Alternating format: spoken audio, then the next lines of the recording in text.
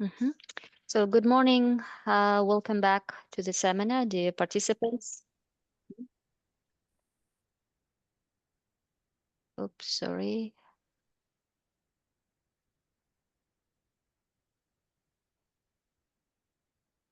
Mhm. So I hope you've had a good rest and now ready for a half-day agenda of our seminar, the second day of our seminar. So today we'll focus on education and workforce developments for the industry of the future, sustainable approach in learning. We'll also discuss case studies of partnership between university and industry. And the last session will be university industry partnerships on the path to sustainable future. And we'll close the seminar with a summary and recommendations for strengthening collaboration from you, the participants, and therefore I invite all of you to be as active and engaged as possible. So without further ado, let me give the floor to our EU experts, Christina and Maxim. Christina, Maxim, good morning, early good morning to you. Good morning, everyone. Good morning. I can see the most motivated participants coming up at 9 o'clock. So in the second day, so very welcome, and we look forward to some good conversations with you today. Yeah, we prepared some engagement slides, so hopefully that's and also some provocative topics, I would say, some provocative topics. So perhaps we hope you appreciate it. I will start by going into the examples of some of their curriculum activities at given the example what we teach at the University of Reading in England. Just to remind this University of Reading and Handley Business School, this is triple accredited institution. So to get this triple accreditation, they've got to comply with all SDGs possible and to other a lot of work across international accreditation bodies to be able to get this triple international accreditation.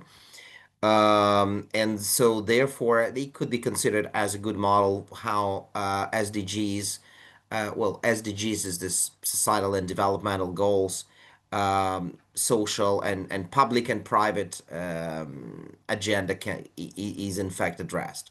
So I'm prepared some slides and then some questions. So I'm going to share those.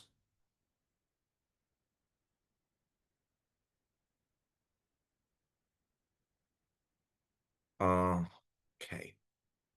So the session will be how do we educate and develop the workforce for the industry and for the future? Sustainable approaches to learning by myself and Christina. Just to say that it's in the West, and I give an example of Reading, or I give also an example of New Orleans, two cities, different countries, but I can in both cities there is a big agenda on how to engage university into public policy and engage university into preparing the future workforce. Well, it's quite essential and, of course, quite understandable that companies and industry need to engage with the university to prepare the future workforce. Of course, they can also do it themselves, but it will take them longer. They usually have shorter courses. They may be very practice oriented and less kind of thought provoking, conceptual. So the industry needs to, and industry does collaborate with universities in education and preparing the workforce for industry.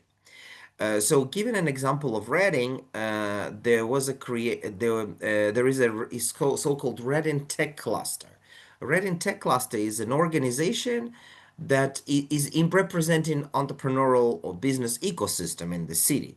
It has participants from organizations like Ernst and Young, consultancies, bodies, government like local city council, representative of the universities, representative of lawyers, so representative of the journalists, people who have worked in the business in the city for a long time in different roles. And of course, it also represented by University of Reading and Henley Business School. So the total board of this Reading Tech Cluster organization is about 35 people, and they are representative from multiple organizations in the city. So what they are doing, and their objective is try to bring new businesses in the city, try to make new businesses grow in the city, and what is needed for that, and why university is present there, because university needs to learn or wants to learn from those industries what skills are needed for the city, what skills are needed for the industry in the city. And myself, I'm sitting on the, I mean, I'm sitting on this Red and Tech Cluster committee, and we have a meetings every month in order to understand, how to collaborate, how to support business, but also how university can help in educating the future workforce that they need. So we need to find out what skills they require. For example, accounting skills, Java or Python coding. That's what industry, for example, needs. For then maybe they need some specialists with the specific skills of languages. I don't know, Japanese, Italian, French. Then we again we can advise at the university that we need to create some joint programs, maybe with business schools and languages, or business school and IT, in order to create the type of the programs and the offerings that will satisfy the needs of the industry. So by talking to industry uh, monthly, the representative of the university and business, they try to understand what skills are needed, and then go back and feed back to the university uh, to match this demand and supply of skills. So another example is New Orleans. It's called Geno Inc. Geno, it's go for Greater NOLA. NOLA is a abbreviation of the city. Inc. like link, Geno Link. So link of the Greater New Orleans. So it also has it's a very similar organization. It has a different name, but the idea is that the representative of the university, business and government, triple helix, talking to each other, but also they invite journalists, accountants, they invite lawyers, they invite any other members of the minorities or public to participate. And again, the idea is to understand what is government doing, what is industry doing, and how that can be, how the universities in the region, and there are 6 universities in New Orleans. So each representative of each university, it's usually Center for Entrepreneurship or someone like vice dean in the business school, or vice chancellor at the university. They will attend the meetings, and to find out again what industry is doing and how they can help them. Well, for example, just give you an example, the infrastructure is in the city is quite old. It's a lot of electricity poles, and infrastructure is made of wood. It still dates back 100 years old. And so, for example, there is a program of the government to replace the infrastructure with more robust concrete infrastructure.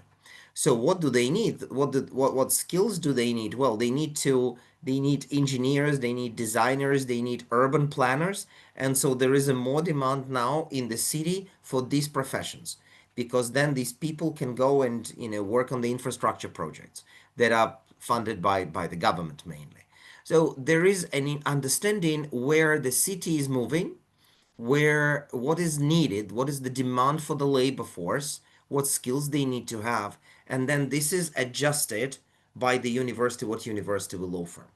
Well, let me go now with example of what we're going to talk about more. I'm going to give an example of the universities, how they prepare specialists, in particular in sustainable development, by offering you like a little mock lecture or little mock example of the course and the lecture that is that is offered in the business school to raise environmental awareness and sustainability awareness of their learners.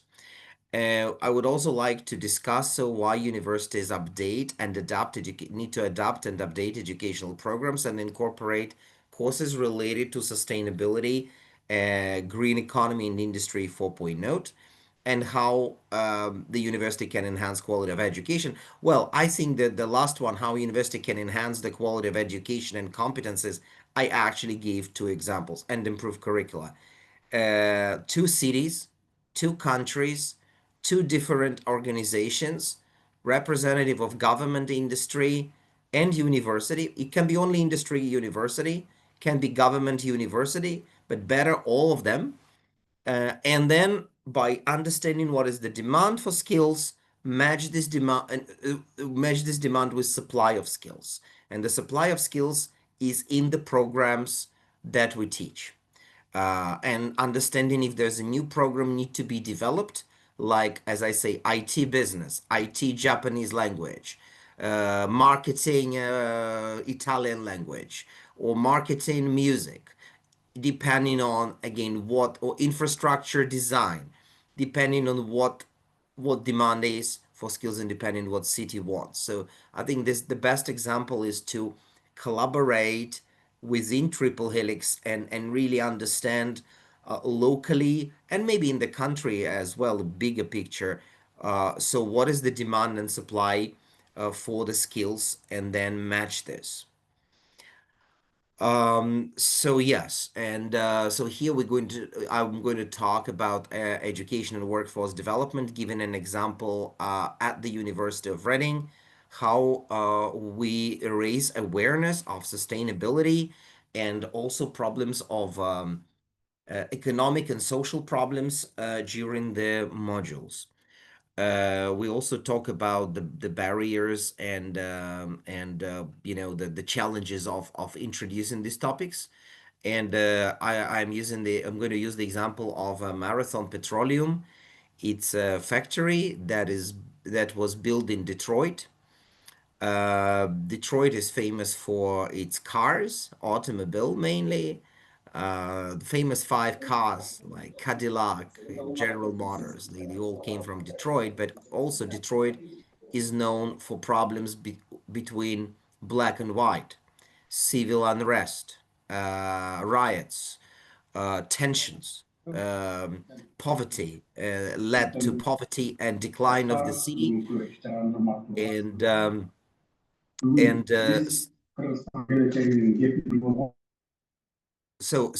and in this case, yeah, and then the city is now looking to all opportunities to bring businesses in the city, and we can see what can happen. So there's a course in Henley Business School which is called Social Responsibility in Action. In fact, it was created in addressing the university commitment to SDG, university commitment, and the special course was developed of 12 weeks with students. In this case, this is a second year student because the number is 298. But it's also this course. So it's interesting that it's kind of in the middle. It's not in year one when they just entering the educational system. It's not in year three when it's high specialization. It's given like in year two in the middle when this is where those courses are likely to be introduced, because they in this case they raise awareness but also make students aware of the social problems, of the social issues, before they go into the very practical and specialized courses on the year three. So this is offered in year two. This course is also offered in for master students. It has a different code, but it's also offered for master students. It's called Social Responsibility in Action. In fact, if you just copy this number and social responsibility in action, put it on Google, put Henley Business School. It will bring you to the page where you can read the entire content of the course. It will not in very detail. There will be no lectures, of course, no slides, but you can read the program structure, what is studied therein if you are curious. So you can always find, you can always go to the university website. Actually, this is what universities do, in fact, from each other to source knowledge. I know that some courses from in our university were introduced from Lancaster University. We copied Lancaster program, and then another university in Leeds copied our program. So the university kind of, they look what other universities are doing and learning from that. So this is open information. We think it's very, very important for, please don't scan QR code. It's not for you. So it's a bit of a trick. It was for students. So because this is one of the modules where attendance is mandatory. And this is also interesting because this is again signals the priority of the university. So attendance is mandatory for students, and we ask students to scan QR code during the session, so to make sure that they are attending. And this is again just an example to emphasize that university made this course mandatory and monitoring the attendance, just to make sure that people are, are aware of, people attend this course and engage. Environment. So the agenda of the specific topic I picked up is called environmental justice and environmental racism. You say environmental racism? We've not heard about environmental racism. We heard about the racism when one race is discriminating other race. But how is that environmental racism? What is discriminated? And if something is discriminated. So the Marathon Petroleum and the Southwest Detroit have communities, communities affected by, and environment is affected by constructing the Marathon Petroleum Company. And the Marathon Petroleum Company is an example of environmental injustice. It's actually a bad example for sustainability. Maybe it's a good example for regional economic development because it brings jobs and it brings investment in Michigan State and Detroit. But it may be a bad example of sustainability. It's an example of environmental injustice, and environmental racism. So that's how strong it is. And I wonder if the participant, if you heard, what do you think? What is environmental justice? What is this environmental justice or environmental injustice? На русском это будет экологическая справедливость или экологическая несправедливость. So if you can please put in the chat, maybe you can put in the chat, what do you think is environmental justice? Экологическая справедливость. What does that mean for you? What does it mean? Is like, what does that mean? So let's see for you. Let's see if there's someone who wants to add.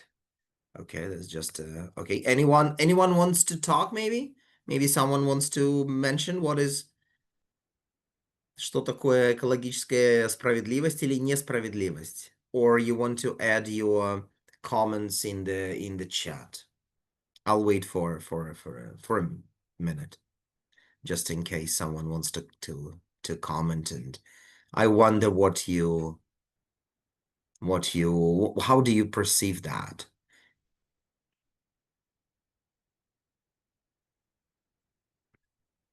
Christina thinks it's been respectful to the environment. So it's not about environment. She's not about environment. It's more, it's not about people. Christina mainly goes, it's about environment. Let's see what we have here. So we have environmental justice is saving biodiversity. Okay. So we need to make sure that we have the biodiversity, equal access to environmental benefits. Okay. So people from maybe different parts of the city or independently on their Yeah, background. sorry. Yeah, Maxim, hi. Yes. Yeah, Hi. I would like to add here that yeah, the environmental benefits, it is not only the weather, but it is about the people. When I wrote equal access to environmental benefits, I meant that everyone should have access to clean air first, safe water, healthy housing, green spaces, and etc.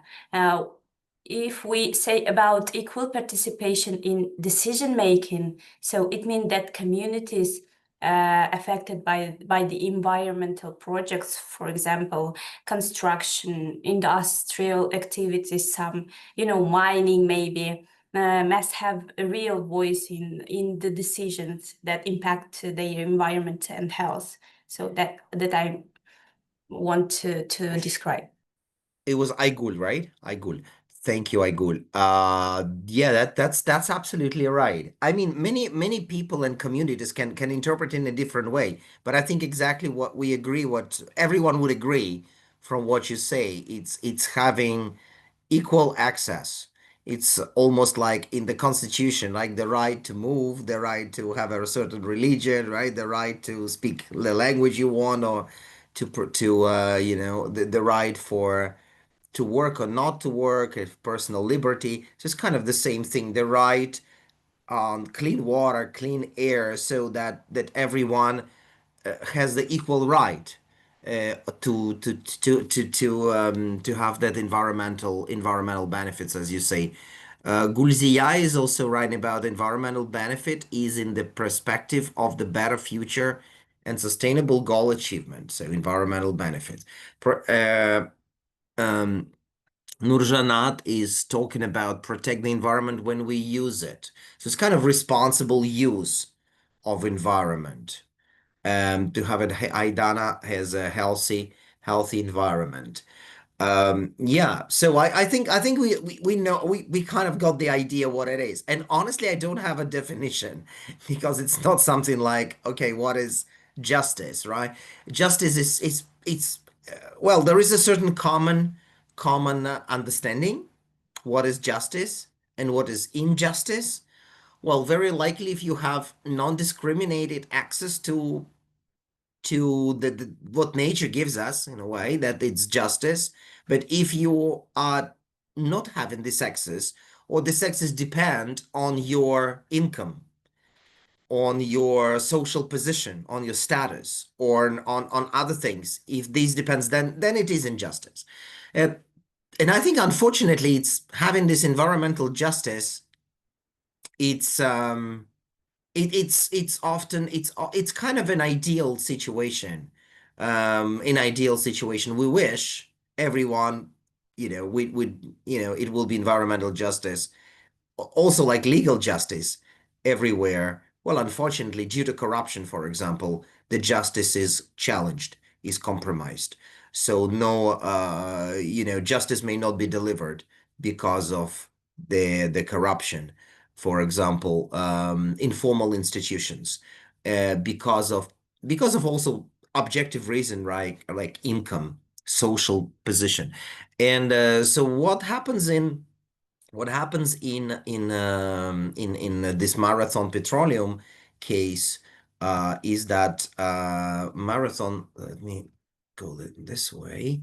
So we ask students to prepare for this discussion, and we give them this reading list of the documents. It's a United States Environmental Protection Agency marathon violation. So the United States Environmental Protection Agency, it's a government body in the US that registered the violation of environmental justice, or environmental justice. It's mainly there is a special body created in the US government. It's called Environmental Protection Agency, that is looking for the quality of air, water, as you said, Aigul, but also it's looking into this environmental justice. And And then we asked to look at the students to look at the document. It's called Boyden Property Purchase Initiative, sponsored by Marathon. So this document was delivered to people in a certain area of Detroit. Boynton is a region area of Detroit.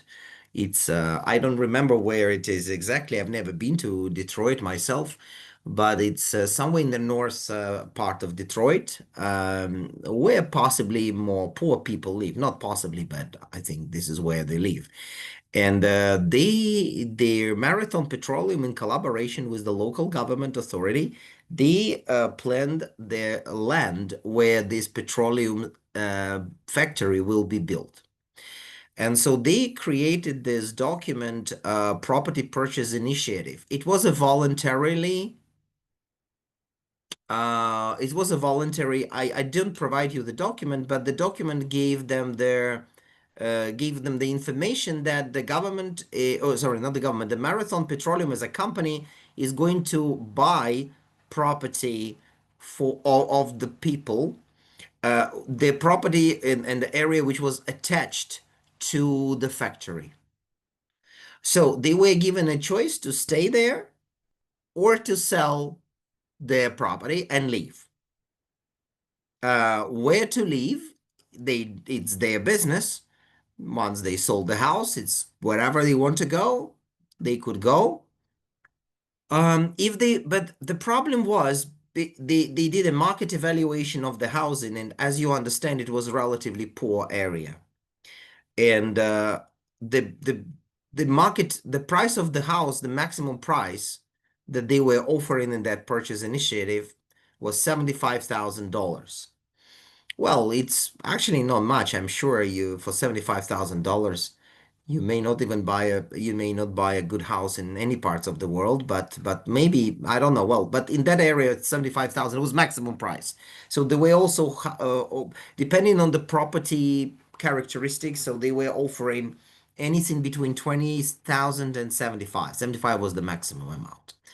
And they were given, I don't remember how much time, either 6 months or 9 months to decide if they want to sell the property and move, or they want to not to sell and just stay in this area. Well, what are the risks of being not selling your property and staying in the area? Well, the risk is obviously being subject to environmental injustice. So if I saying a bit lightly, saying more seriously, it's the potential of getting serious diseases, including cancer and some lung disease, and in particular, the respiratory diseases, because the quality of the air in the area has dramatically reduced. But of course, we also understand, and well, in fact, it was interesting because this Baden property purchase initiative, it was not spread to the whole city of Boston, not even to the whole area of Boynton area of Detroit, but sorry, I'm talking Boston, Detroit, and just an area which was very close to the factory. So some people sold it because they wanted cash and they moved out, and some people stayed because they just maybe realized they don't buy anything else with the money, and they didn't have any other savings and they couldn't get a loan. For example, if you're working part-time, you cannot get a loan from the bank, and or you don't have a good credit score. Many people in the area did not have a good credit score. And so they could not get a loan and buy something elsewhere, so they just decided to stay. And the demographic data of Boylton, we also give to students this map, which shows that it's mainly demographics. It's how many people live, who are they, how many children they have on average, and what is their race, what is their, I don't know, religion, color, profession, like the data about from the survey, from the household survey. So most of these people in those areas, mainly 90%, where first of all, they had certain low income, and maybe 80% were black, and only 20% were white. And I think they also had on average more children than in the other parts of Detroit. So they had bigger families, some families, something like 11 or 14 children living in that area. So it's kind of, I won't go into much detail, but you can understand that possibly these people were disadvantaged already economically, and most of them were also well, I don't actually know if they're minorities or not, but they were black. And so from this it comes this word environmental racism. So it's not actually that they are discriminated by their color, but because of their social status and the color in this situation, they were discriminated in terms of access to that what Aigul was referring, clean air, clean water, and so on. And so what happened? So these three documents we give to our students, and then we say that, well, what we are planning to learn, we want to define environmental justice and racism, to analyze its role in regard of Marathon Petroleum and the oil and gas industry. Actually, this is quite relevant, I also thought, for Kazakhstan, because some cities may be more exposed to oil and gas or petroleum refinery factories than the other. And of course, it's mainly I would imagine, is by geography where oil and gas is, but it's still, that this is something, I think this is kind of the issue where all refineries or any dangerous enterprises can be located. So we asked them to identify the air quality and health problems in Detroit. And this is the link to the website in Detroit. And if you go, you almost can see this like a live data on air quality. And you could see that part of Detroit in the north, it's highly different from the south part of Detroit, for example, or even non-Detroit, some areas outside. So air quality in Detroit is not as good maybe as in Boston or New York. So it's possibly because of the industries that are located in Boston, but also because companies that come to Boston and they say, well, why would they come to, oh, sorry, I keep on talking Boston, it's Detroit. So why they go to Michigan, Detroit? Why don't they go to New York? Well, we kind of understand New York may have stricter regulation on the environment because the property prices. Again, this is environmental injustice, and we kind of bring awareness of this to students because the property prices in New York, in Boston, in Philadelphia, in Miami are very different from the property prices in Boynton area of Detroit. And so, of course, for the company to buy out those houses and area, it's a lot cheaper. Also, Michigan state has a more loose regulation on the environment. They already know that there's been a lot of manufacturing, so they have this history of basically pollution. But also, it's the Michigan state is, I won't say it's one of the poorest state, but it's definitely a state where it's traditionally has been manufacturing, but it's also traditionally they understand that they need to compromise environmental quality because of the type of industry they have.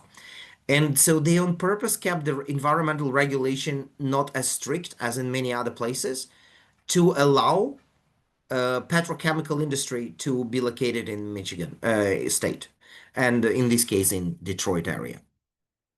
So we ask students to evaluate Marathon Petroleum property purchase program in terms of, how justice it is or injustice, and whether, the government should have allowed this or government should not have allowed this. Why would government allow this? Because of course they're interested in investment. It brings, I mean, the factory like this brings on average 10,000 jobs. 10,000 jobs, and 10,000 jobs is a lot for that area of Michigan. So many people would in that area, in Boynton area, in fact, become employees of the factory, so they can work at the factory.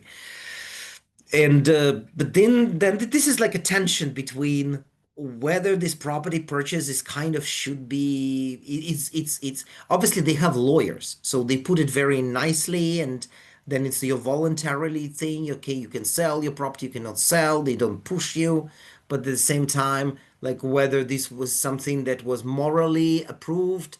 So we kind of debate this.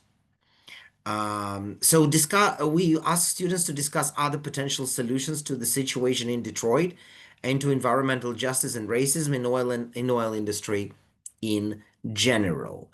Uh, Again, I don't think I will be, I don't want to ask you, but I think I just want to ask you to think about the areas in Kazakhstan or cities in Kazakhstan that may be potentially more disadvantaged in terms of environmental injustice compared to the other cities. And and this is right. But we all understand that, of course, some countries like Michigan State in Detroit, they rely on manufacturing and petrochemical for the economy. So is Kazakhstan, and so is Turkmenistan, so is Azerbaijan, so countries that are rich in oil and gas and resources.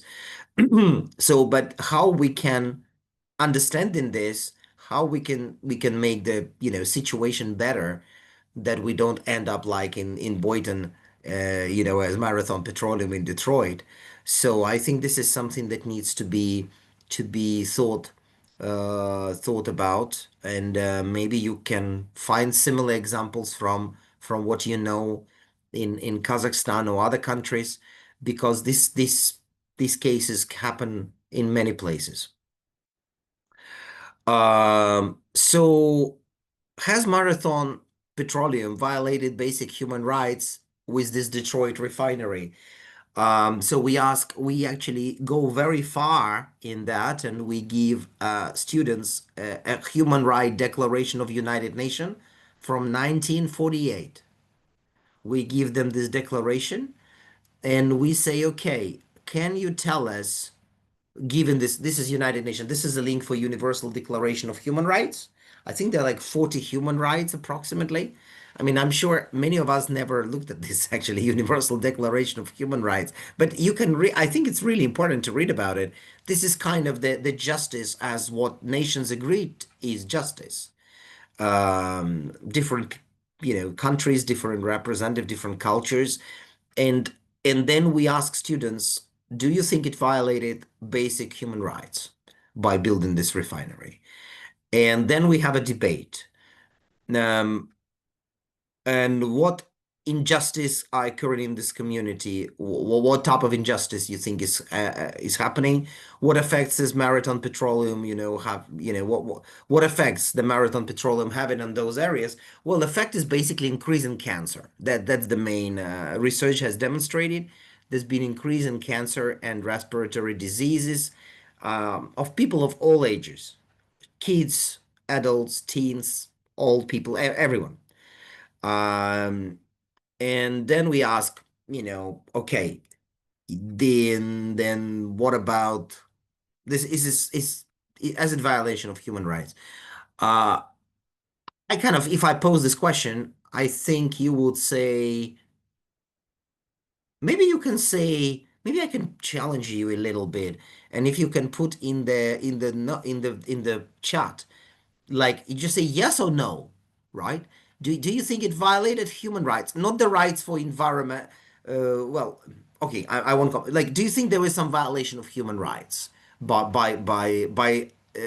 Marathon, by the company, not by the government, but say by the company, what they have done, and do you think there is a violation of human rights? I mean, I do ask this question to students as well, so we then have a debate. But you can answer yes or no, what you think. Um, you know. In fact, there is no like one opinion, because people have different opinions about it. Um, some people think yes, some people think no, but I'm just, I'm curious if I don't see the chat here. I don't know why. Christina, do you see the chat? Yes, but there is no reaction at the moment. There is no reaction. So I think I think that it's hard to say so, and maybe some people like feel uncomfortable to say this, because it's kind of a strong question, and we understand it's United States, and this is Michigan, and this is Detroit, and this is kind of you know what, and then maybe there's, well, you need to read the Declaration of Human Rights, to be honest, ideally, to understand what exactly rights are violated. But my students find like 3 points out of 40 points, out of 40 items. They usually find like 3 items that say that it's not guaranteed. So if this is built next to your home, you are not there. It's a violation of like right number 28, 35, and like 36. That's what kind of they come up with. But the question is that some students, and it's interesting, I asked these questions in the US when I was teaching this. They were very surprised. They were not aware of this marathon petroleum, this my students. And then they were surprised, and they actually had a good debate. They acknowledged there was violation of human rights.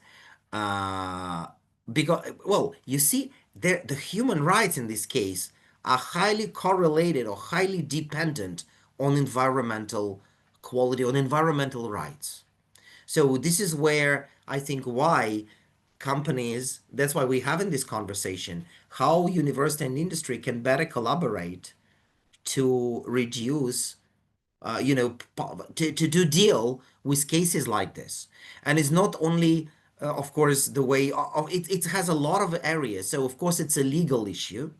So it's about legal things. It's about, yeah, law, right? It's about then moral and philosophy and social sciences that can kind of, that is also affected. Then it's also about innovation, because if you can invent more filters and some better way to purify the air, reduce the amount of gas that is burned and so on. So then if you can introduce innovation, so, and this is about engineering departments, design, petrochemical departments, chemistry departments, etc. So if they can provide their vision and work together with the industry, in fact, to try to reduce this impact through innovation, not only by blocking the Marathon Petroleum. So maybe there's nothing wrong with Marathon Petroleum. Actually, this is how it looks.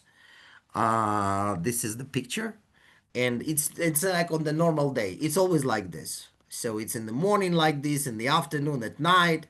It's like that. But it's this is the factory boundaries, and across the road where the picture is taken, there are residential buildings.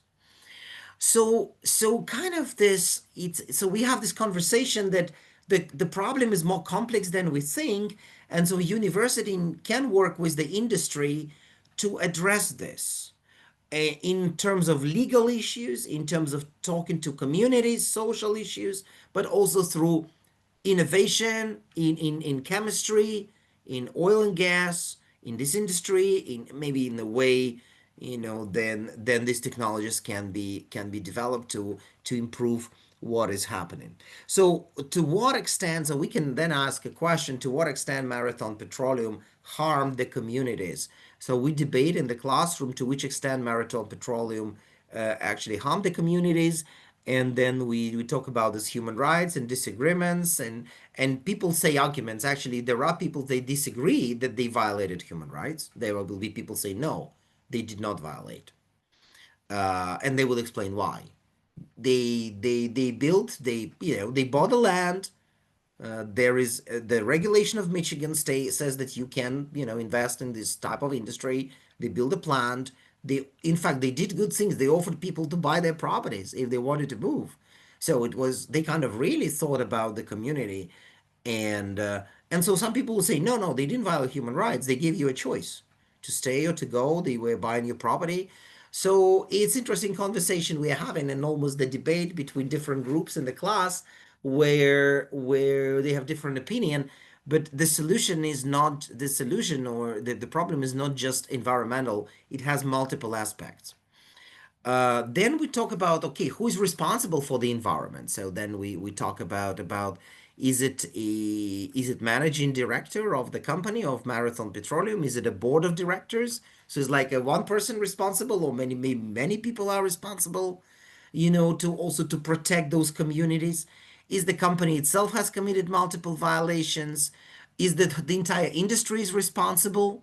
The oil and gas, just because they have this industry and they didn't want to outsource it to China or Mexico, but they wanted to have it, in a close proximity to the users, to the maybe consumers of the petrochemical products. Well, literally, they need petroleum, right? Gas, oil, diesel for their cars, other products, kerosene, and so on. So if you have it in your city, the products might be cheaper than buying it from Mexico.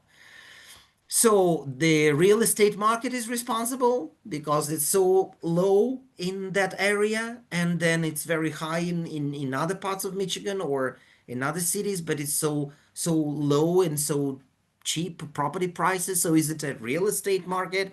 Is it a regulation in region, or it's environmental regulation is problematic, or is in general property regulation is wrong? So we kind of say, okay, we debate who is responsible. And there is again no agreement on who is responsible. So again, there's maybe everyone is responsible. In fact, how to incentivize companies? We asked students to think creatively how Marathon Petroleum can be incentivized to minimize the environmental impact. And I think this is what needs to be done. And so this is environmental programs, collaboration with communities, collaboration with universities, not there, but it's in fact there. Government policies that need to regulate it. The way the reporting needs to be improved on environment, social, and government, so maybe the government can request a more detailed report of what they are doing and how they are doing it. Disclosure requirements, so to disclose what chemicals are used, to give more information to people and government and non-for-profit organizations about how dangerous this factory is or non-dangerous. So to have more disclosure in general, to prevent maybe those I talked about the bag of 300 elements. You remember yesterday, Whole Food, you go to shopping and they say these 300 elements are not in your food. So maybe they should do the same thing, the 300 elements that is not in your area where you live. So it's a disclosure. So they need to be clear what is the problem. And then we also debate about whether the purchasing program really benefited community, or it actually not benefited community. Again, we discussed the argument about the property purchase. Specifically, we have students from real estate, for example. They have a very different vision from student in marketing, for example, or student in law department. The property program. In fact, they say that it creates certain opportunities for the market because people are moving right from that area with some money. So in a way, it can create the demand maybe for development and construction in the other parts of the city. So in a way, it can give growth for other parts of the city and increase in property prices, increase in rent. In the short term, it can be increase in rent. If people cannot buy, they can rent. So the rent increases. So the property agents benefiting by this. So we kind of debate that. And then we also talk about the greenwashing. There's been like a little video on BBC. You can also Google that. It's about 2 minutes video, and then there is like an article on BBC. It was a problem of the greenwashing. The greenwashing is when the companies are saying that they position the product as very environmentally safe or friendly. In fact, it's just a marketing. It's just a marketing. It's not true. And this is known as like it's come from brainwashing. So they call it greenwashing. So the people want you to know maybe that bag of 300 chemicals is greenwashing that wholesale food is doing. Maybe it's actually not. So how to identify greenwashing? What is the role of the university in educating people? How should we really focus on this moral aspect or social aspect and teach our students when they go and work for business not to do greenwashing? but actually be more fair or disclose it, increase the disclosure what actually the company is doing, how harmful it is, or how good it is for you to buy or purchase certain products. So the greenwashing is an issue in the UK, because in many countries, but in particular in the UK. That's why in BBC they made it this they did keep on talking about it, because we can declare also it can be SDG washing, right? Like greenwashing. So SDG washing will be that university or government or industry says that they are following the social developmental goals of United Nations, but in fact they're not following it, but they're just making an image that they are following it, just to by using like word of smart, sustainable, green. But to what extent it is green, to what extent it is sustainable. So these things need to be looked deeper. And so I think when you as an industry or as a university, when you are explaining that you are going to do this environmental justice, for example, you're targeting environmental justice, this is one of the SDGs priorities. So you need to be very clear how you do it, and maybe provide a more disclosure to really disclose it and explain just it is not only SDG washing, but it's actually real SDG. So, but because people are aware that it can be just a marketing, it can be just there to earn money or receive a grant, for example, if it's a non-for-profit organization. How can we ensure that the impact is reduced? Understand the difference between genuine and sustainable efforts and short-term promises. So consider power of between large companies and marathon and local communities. So how we can reduce the impact of this environmental injustice. How the information provided by the company can be independently verified. So who are those independent experts? Are they government representative? Are they community representative? Are they representative of Marathon Petroleum? That who is verifying that the company is actually information provided, disclosed is true.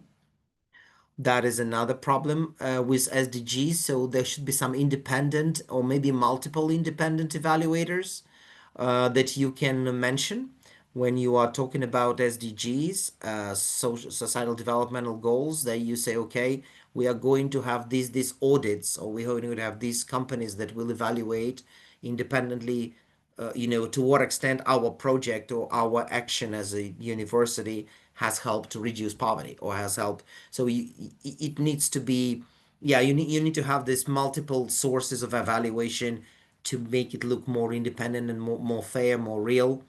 How the real intent of the company can be understood, what types of incentives offer long-term benefits. So we kind of debate this. As another example of another example of this Marathon Petroleum, but it's not Marathon Petroleum, but it's actually very close to the place where I lived in New Orleans. It's the recently Trump policy on taxes and tariffs. So it made some companies, international companies, invest in the US. So for example, there was a plant opening a Hyundai car. They opened steel factory in Louisiana.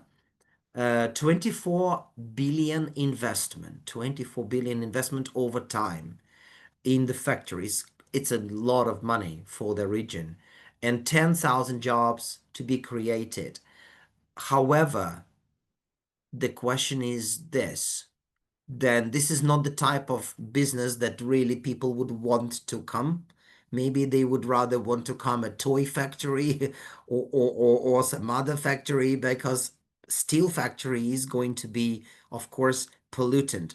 And they're all clustered in one area of Louisiana between New Orleans and Baton Rouge.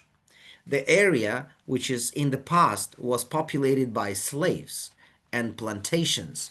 And so this area is quite of distant from the city, so the city is not directly affected. The land cost is very cheap. There's also density of population is low, and of course they would put the plants there. So this is not only happening in Michigan, in the north, in Detroit, but also happening in Louisiana, in New Orleans, and people are unhappy. People say, we hate people, I don't know, in Illinois or New York or Kansas because they live far away, and we really, this is the Gulf of Mexico or Gulf of America where the oil is extracted. And then this oil is going to other parts of, you see trains, long trains, 100 carriages, more than 100, 4 locomotives pulling the train. They're very, very heavy, very long. It takes like 20, 25 minutes to wait till the train will go before you can cross the road. Very long trains take oil from Bay of Mexico, from those oil and gas factories in Louisiana to Kansas, to Chicago, to New York, to other cities. And people see trains moving, but people cannot see really money moving in the region in return to the trains.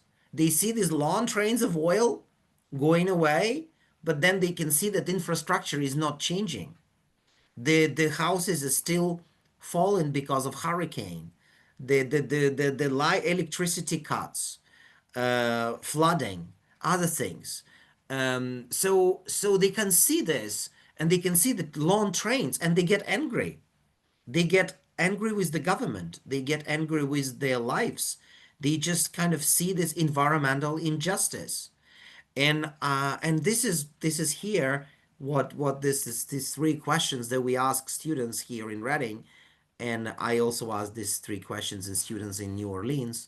Do you think that framing the issues as environmental racism will help to influence the company behavior? If we tell that actually you are doing environmental racism, will it change the behavior of the company? Will they be, working more with universities and scientists to maybe give more money in the scholarships for people in this area, for children, that they can go and study at the university? Not only paying them the houses that they can live, but rather maybe keeping them there, but giving them the scholarships to their children. So to give something in return, if we say that it's actually an act of racism, environmental racism. Do you think environmental racism and related concern like Black Lives Matters movement increase concerns for the company? So it's like if they say, well, so that's what it means. I mean, this, Black Lives Matters. I mean, maybe for some people it doesn't sound. I mean, it's just kind of a hype word. It's kind of just a campaign. But at the same time, for the Marathon Petroleum, this campaign may be quite strong. For this factory, for this area, Black Lives Matters is actually meaning something. It's not just say that, Black Lives Matter. It's actually saying that, you need to save our life are important. And will the issue be discussed with corporate circles more if there's more given a negative light? That is kind of the question. So if we really give show the problem in a more negative light, then do you think this is going to be more addressed? That's kind of the question. And this is these questions I translated in Russian language about environmental racism. Um, Экологический расизм поведения компании, экологический расизм обеспокоенность компании, и если эта тема обсуждаться в корпоративных кругах негативно, возможно ли, что ситуация улучшится? This is kind of the questions that we are asking. Yeah, so this is my part for today. I just, wanted to show what we teach. As I say, I had this, I introduced this topic, these cases, and this type of agenda in multiple programs, both in New Orleans and in the US and in Reading in the UK. And I would tell you that people are pretty. I think students respond quite. There is a alignment between students in understanding these issues in the US and in the UK. So they don't. I think they kind of raised a similar concern. I think will be a very similar concern can be raised in Kazakhstan if you teach this. Well, maybe it's not Black Lives Matters for Kazakhstan. Maybe it's there's life of some other communities matter. You know, when these type of factories can be established and can be, you know, potentially challenge societal development goals. So we talk about importance of societal development goals and the business models, the university involvement. So how can university work with industry and work with government to, you know, to make the life matter of those people who are affected? And that will address multiple SDGs. So I don't have an answer for that, but maybe you have the answer. So I think I pass, or I don't know. Shall I just say if there's any question for now before we go to Christina's examples? Is there any immediate questions? Or again, we can talk later, but it's just to raise your awareness. Any questions, dear colleagues, to Maxim?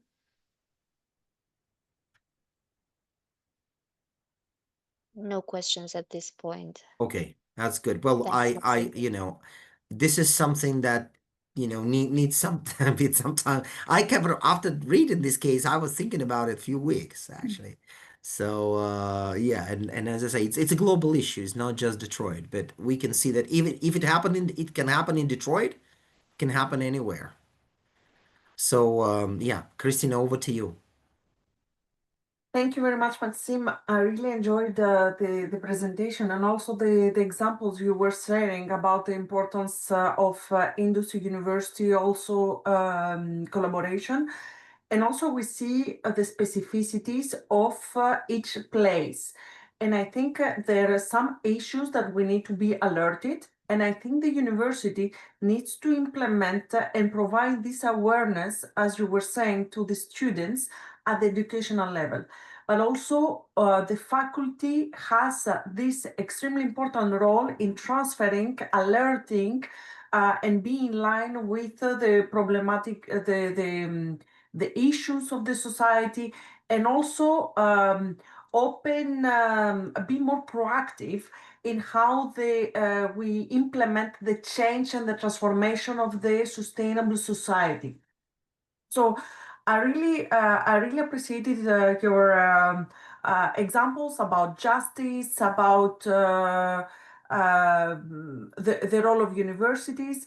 And I would like also to give some examples. Can you confirm if you can see my slide? Yes, we can. Like that, because yesterday I think we could not see it very clearly if I put it in full screen. But if you can read it, it's great. So I wanted to provide also some examples how the university can implement some concrete programs, some concrete actions in the curricular and extracurricular activities. So our goal is to alert on the industry issues and how the university can provide and share and spill knowledge to the industry and have a proactive role in this change.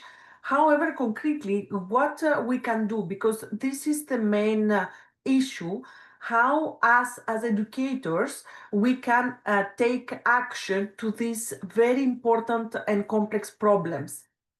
So here are some cases. I know that yesterday we have been talking, and I wanted to share like some of these examples we're using. I heard yesterday that you're using also some similar examples, but this is also to open the spectrum of what we can put in action. So I use in this slide the three different programs that we were using in our Toulouse Business School. So we have Sésame, the hackathons, and CIFRE in France. So Sesam, what is it? Sesam, it's in the master's degree program, we incorporated directly a 2 weeks consulting program that is certified in the curriculum. And this aims to address current local societal problems. For example, the case that Maxime illustrated for Detroit, we can incorporate that we take this case of the industry and we set up master's degree students in groups in order to respond to societal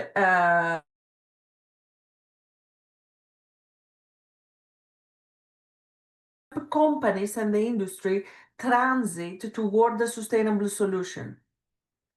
So actually, Sesam provides a direct link of the university and industry within the curriculum. And we also contribute by connecting our students with the industry directly and provide also job opportunities, because as they are in a master's degrees, if the company is also satisfied with the report of the students, they can provide a job offer after this program. So we see here a lot of the Sesam mission, they also concern the sustainability transformation of companies. And also companies and industry benefit directly from the current knowledge of students in master's degree to their transition. The second program is hackathons. Hackathons are intensive events often squeezed in the period of time where participants, they are going also to work in teams and collaborate into an innovative project within a very limited timeline. So here we put a few days or a weekend, and we put coaches to support these teams of students that will going to address societal problems with companies, but also will be in line with implementation of curricular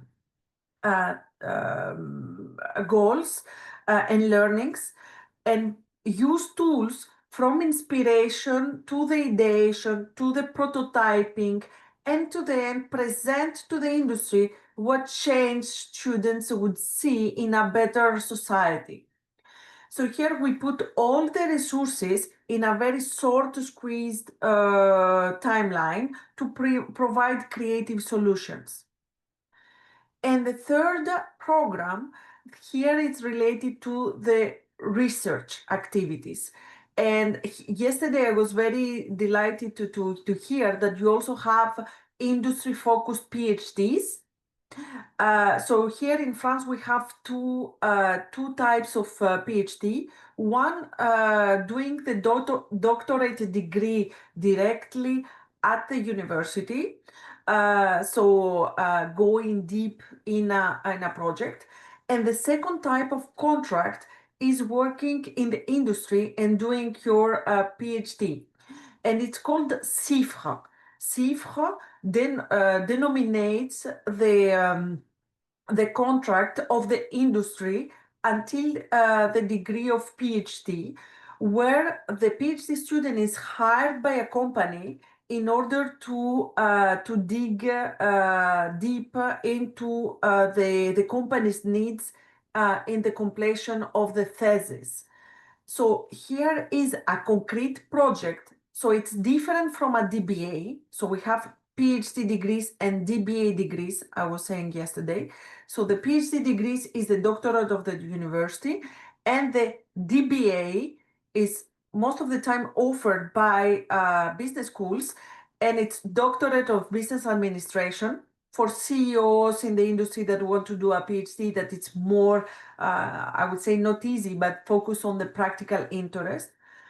But the CIFRE, it's a contract that delivers a PhD that the student works directly and implements directly to the industry, the knowledge that produced by the university. So here it's a direct link to transfer the knowledge directly from the university to the industry. So this is also something that you should more elaborate it in order to work, and the company fund PhD studies in order to do direct change to the society. Some best practices. So for the education, what I'm trying to incorporate is to change my classes into entrepreneurial classes. So rather than doing an entrepreneurial teaching practice, I created, when I was at the university, the MoMA Startup event. The MoMA Startup event is a curricular activity that I turned to a competition in order to include ecosystem stakeholders and industry directly in my learning of the class and the students. So here,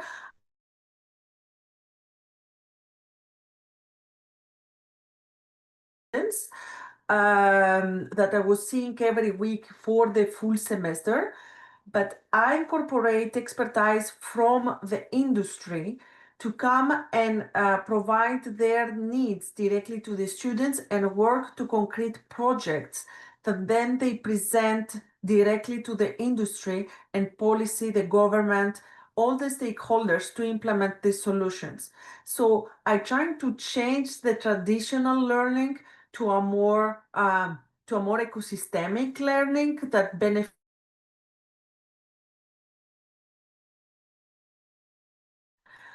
A second, another best practice I would like to share that it's very, very well known in France and in Africa.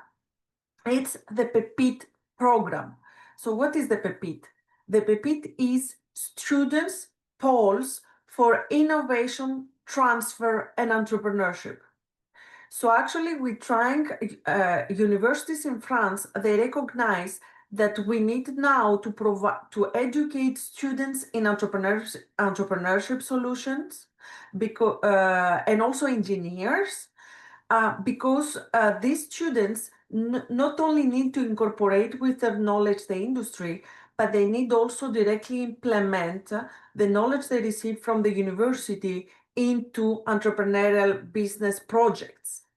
So the main issue we saw in these programs is that students that want to create their company, they were lacking of a status that to identify them as student entrepreneurs, to have access to some social aids, some reassurance, and so on.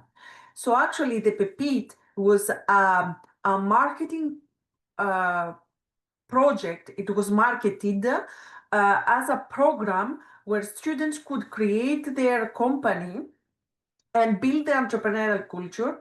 They receive accelerated learning in entrepreneurship in order to transform their project to a viable company. And we created poles all over France. So in all universities, we have representatives, and these programs were addressed to students that wanted to create their company.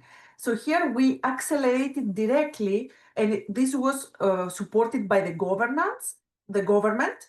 So we had 120 students following these educational programs. We had 3,500 student entrepreneurs that created their company as a solution for job employment after their studies. So we see that we have a direct transformation of the students, not only incorporate the industry, but also created their company. Finally, we also perceived that we needed to create a culture related to entrepreneurship, where we need to link industry, government, and university.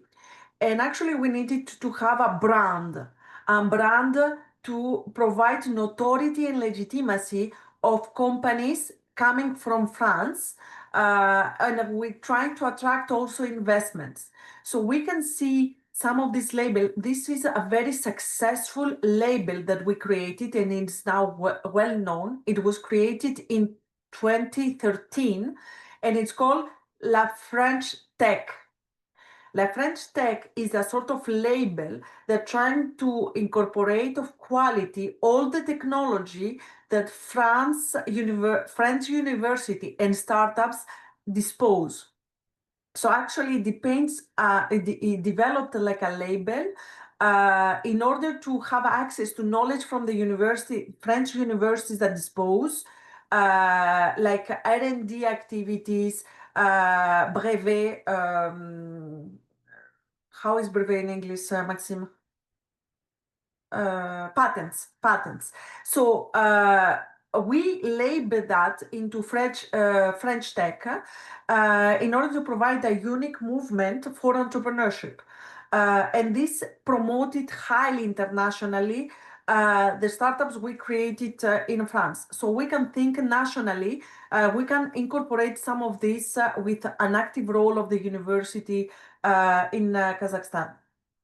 Finally, we built a lot of think tanks in networking in order to transform to the entrepreneurial ecosystem mindset and bring in this think tank not only researchers, but also anyone interested in this transition. So we identify people interested in entrepreneurship from the industry, from the government, from fundings. So we have all this network that we can accelerate and have access to network and data, and also trying to think to the variety of solutions in order to provide to create impactful research, but also delivering to industry results. So this network provides a lot of opportunities. Finally, we were talking yesterday about the roadmap to sustainability. So we saw a diversity of programs, but we need to not only to build this ecosystem thinking and mindset, we need to develop a sustainable roadmap for these programs.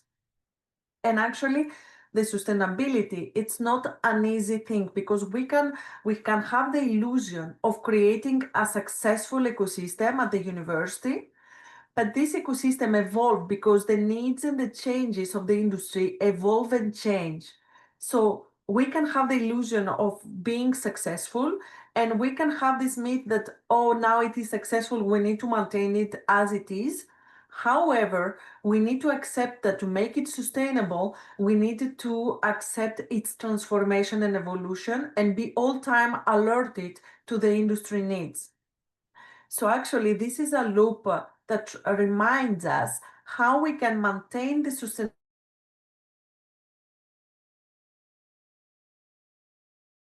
that could be shared here. First of all, we need to look of the adaptability to the local specificities. If you remember yesterday, we were talking about the myth of the Silicon Valley, that we wish to implement Silicon Valley, the successful Silicon Valley model to our context, and we're trying to incorporate and introduce the success of another territory. However, we saw that this replicability of success does not operate because every context is completely different. So rather than trying to introduce the success of another context, it is very important to understand the specificities of Kazakhstan ecosystem, the role of universities and the people, and trying to build an ecosystem that is suitable to the needs of the university, industry, and the government. The second advice is to think not only top-down, but bottom-up governance. And this is, it's not a solution, because, for example, I would say some supporters would say that top-down is a good solution because the government sets the program and the schemes for entrepreneurship, and so it provides the resources. So it's a top-down incentive to empower entrepreneurial solutions and sustainability. However, there is a lot of supporters of the bottom up. And actually they say that the success of Silicon Valley is because it's bottom up driven. It's driven by the companies, it's driven by the industry, and government, they facilitate this dynamic. However, it doesn't operate bottom up. It's not more powerful than top down. And we need to adjust based on the context we are. For example, I would say I wanted to write a paper. What's the similarity of Silicon Valley and Greece? They are both bottom-up ecosystems for different reasons. Because Silicon Valley gives the power to entrepreneurs and the industry, while Greece, they give the power. If you have money, you can do it. Because the government don't have a power and a financial solution to contribute. So we see here that the success is not related to the mode bottom up or top down, but mainly to adjust based on a hybrid combination of both solutions. So we need an active representation of industry and academia,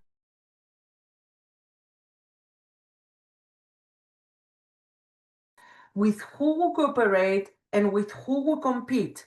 So it's very important to build the ties in the ecosystem. So be proactive in creating collaborative opportunities, but also be alerted with who we compete in the ecosystem. And as we see, this is a loop that is evolving and change. So we need to maintain this sustainability loop. And we introduced a sustainability framework. We took the practice-oriented framework that is called the ECG. The ECG framework is very suitable that you can probably introduce in your curricular, because you can introduce activities in ECG, environmental solutions, social solutions, and governance.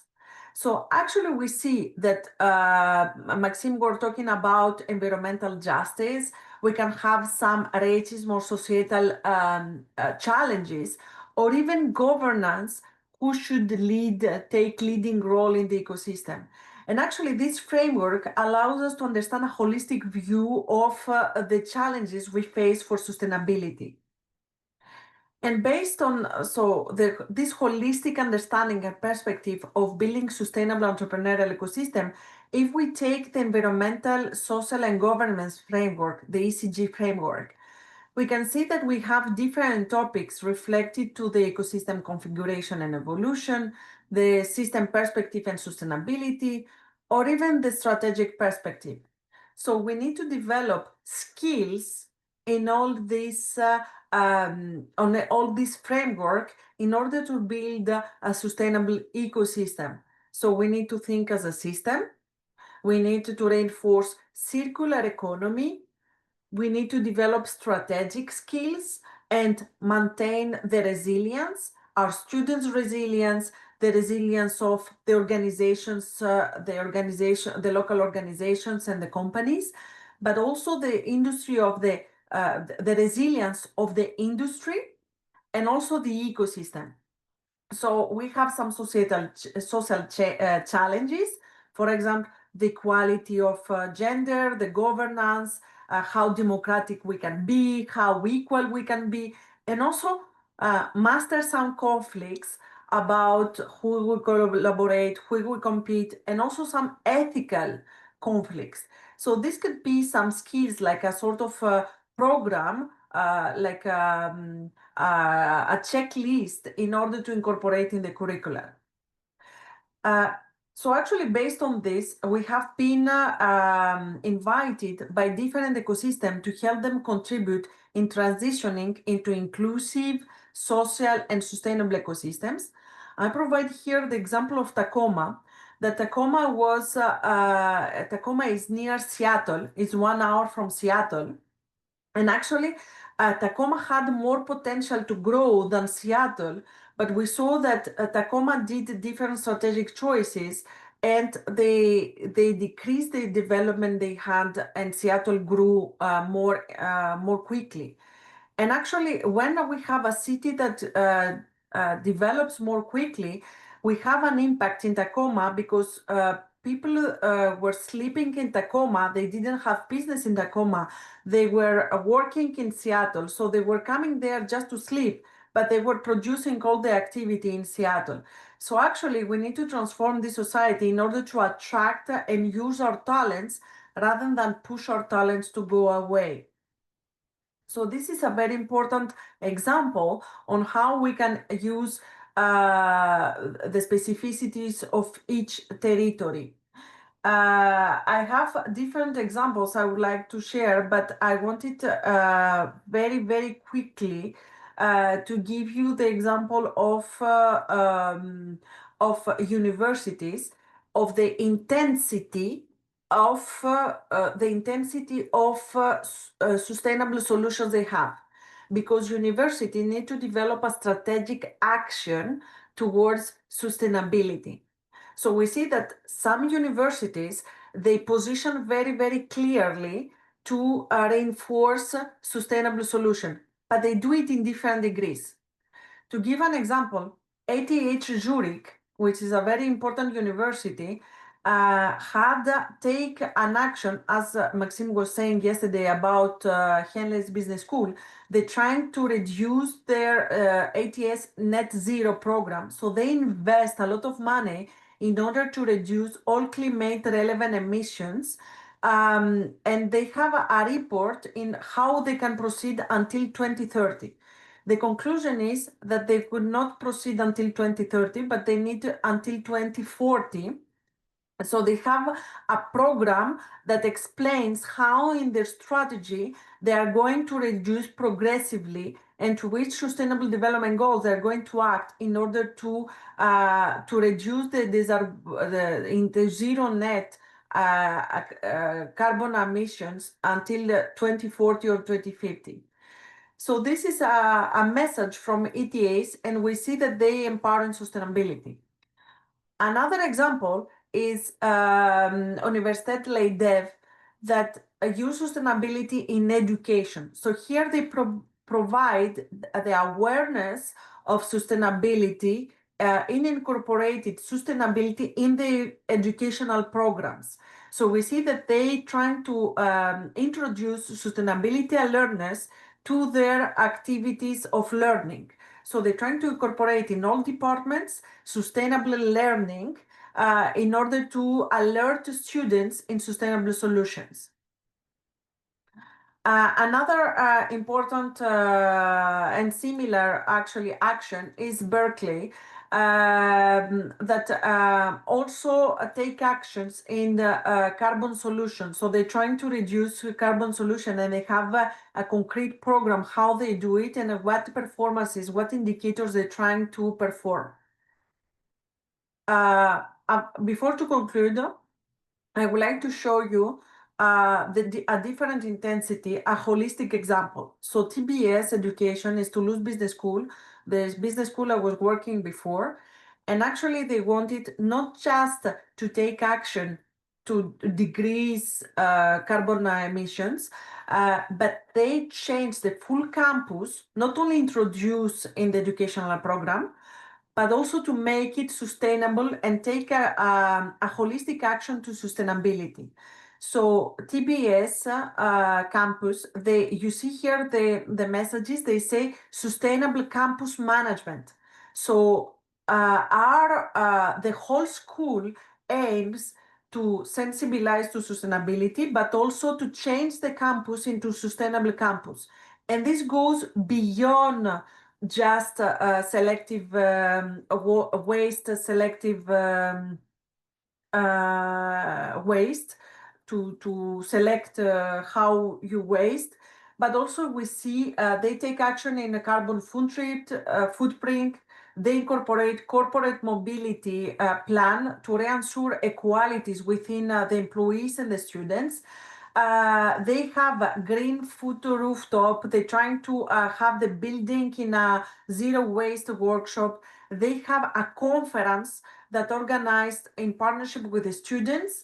And they're trying to have a no impact week. So we see concrete actions, not only teaching, not only the building and the governance, but a full report of actions, and also they change their status. So we see here social responsibility and sustainable development is a core strategy of the whole university. And you can see here the different reports. So I would like to alert you on this because TBS take the choice to change their status, so they became a company formation. So in France, we have a special status for companies that engage in sustainability, and they will give the profits to the employees to ensure governance that is equal to the students. So they transform the whole mission of the university into a sustainable action and equality. So they fund projects. So you can see the reports they have that take concrete actions to the objective in order to become a company formation. The commitments they have, the indicators, and so on. So we see that we have concrete actions at different intensities that the universities engage, and we need to adapt it to the industry focus. I know that I overpassed the timing for the break. I don't know if we have some questions, but we can continue after the break also some examples and discussions about what was presented. Thank you, Christina. Dear colleagues, do you have any urgent questions for Christina or Maxim? Raise your hands if you do. Okay, no questions at this point. And then we'll have a 25 minutes break. Yeah, and we are continuing at 10:50 a.m. Astana time. Okay? Уважаемые коллеги, у нас перерыв. Мы с вами встречаемся в 10:50. Здесь же. Спасибо. See you later.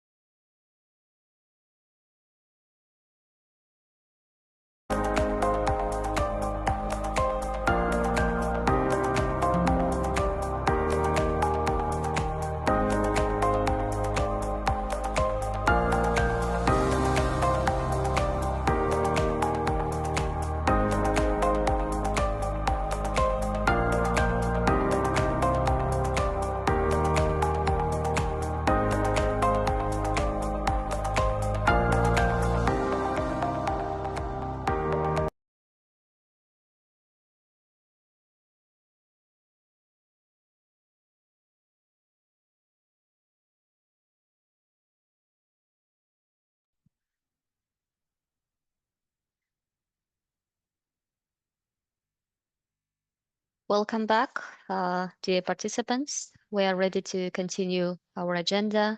And according to our program, we have our session number 5 by Christina and Maxim.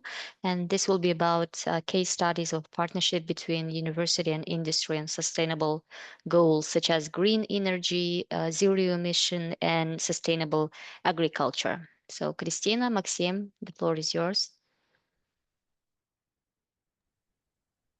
Thank you very much for this introduction. I think Maxime, you have prepared your. Meantime, I'm just opening there and the slides. Christina, if you want to maybe just to give a overview what is expected from participants specifically in this session and what they are going to do, then in the final comments, those final 40 minutes that we will have. So what is our expectation about this session, how we're going to proceed? And I'm just opening the presentation slides. Thank you very much, Maxime. And actually now we reach a setting where we have shared different examples, different ways and different intensity that we can collaborate between academia, industry, and the government.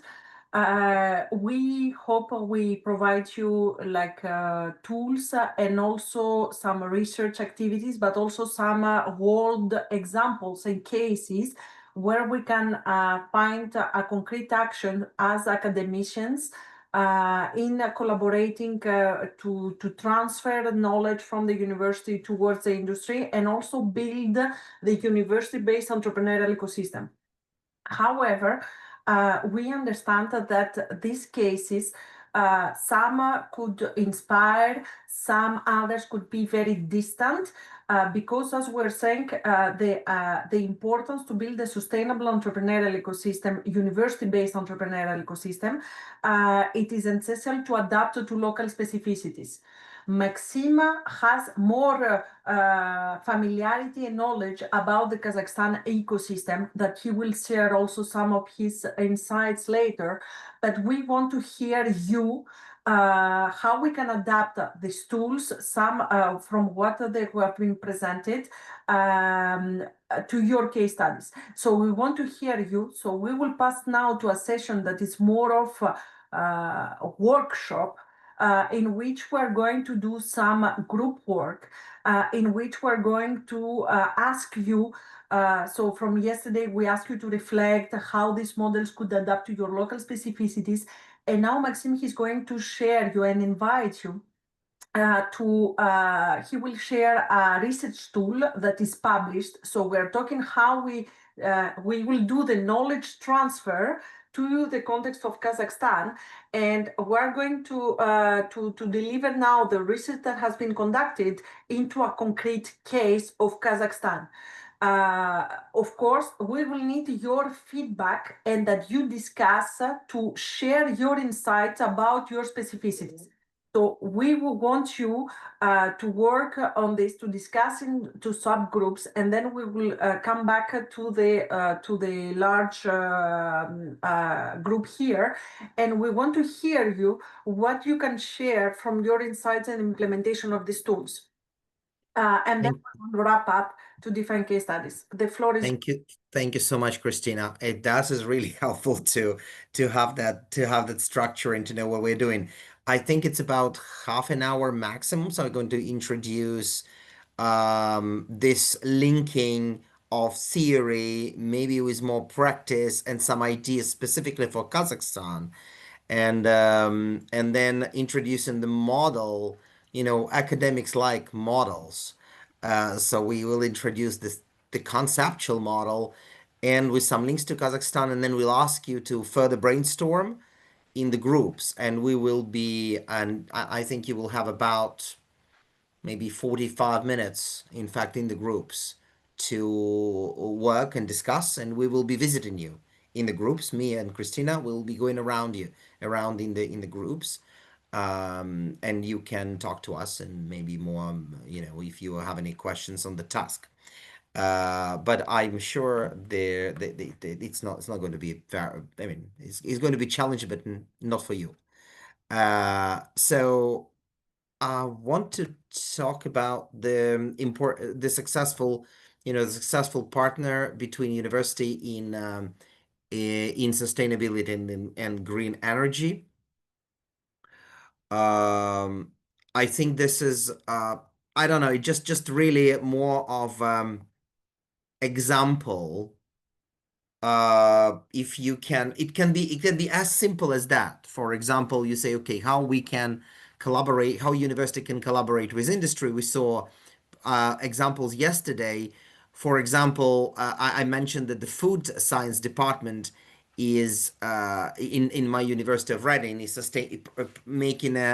developing sustainable packages. So the sustainable packages that they are 100% biodegradable.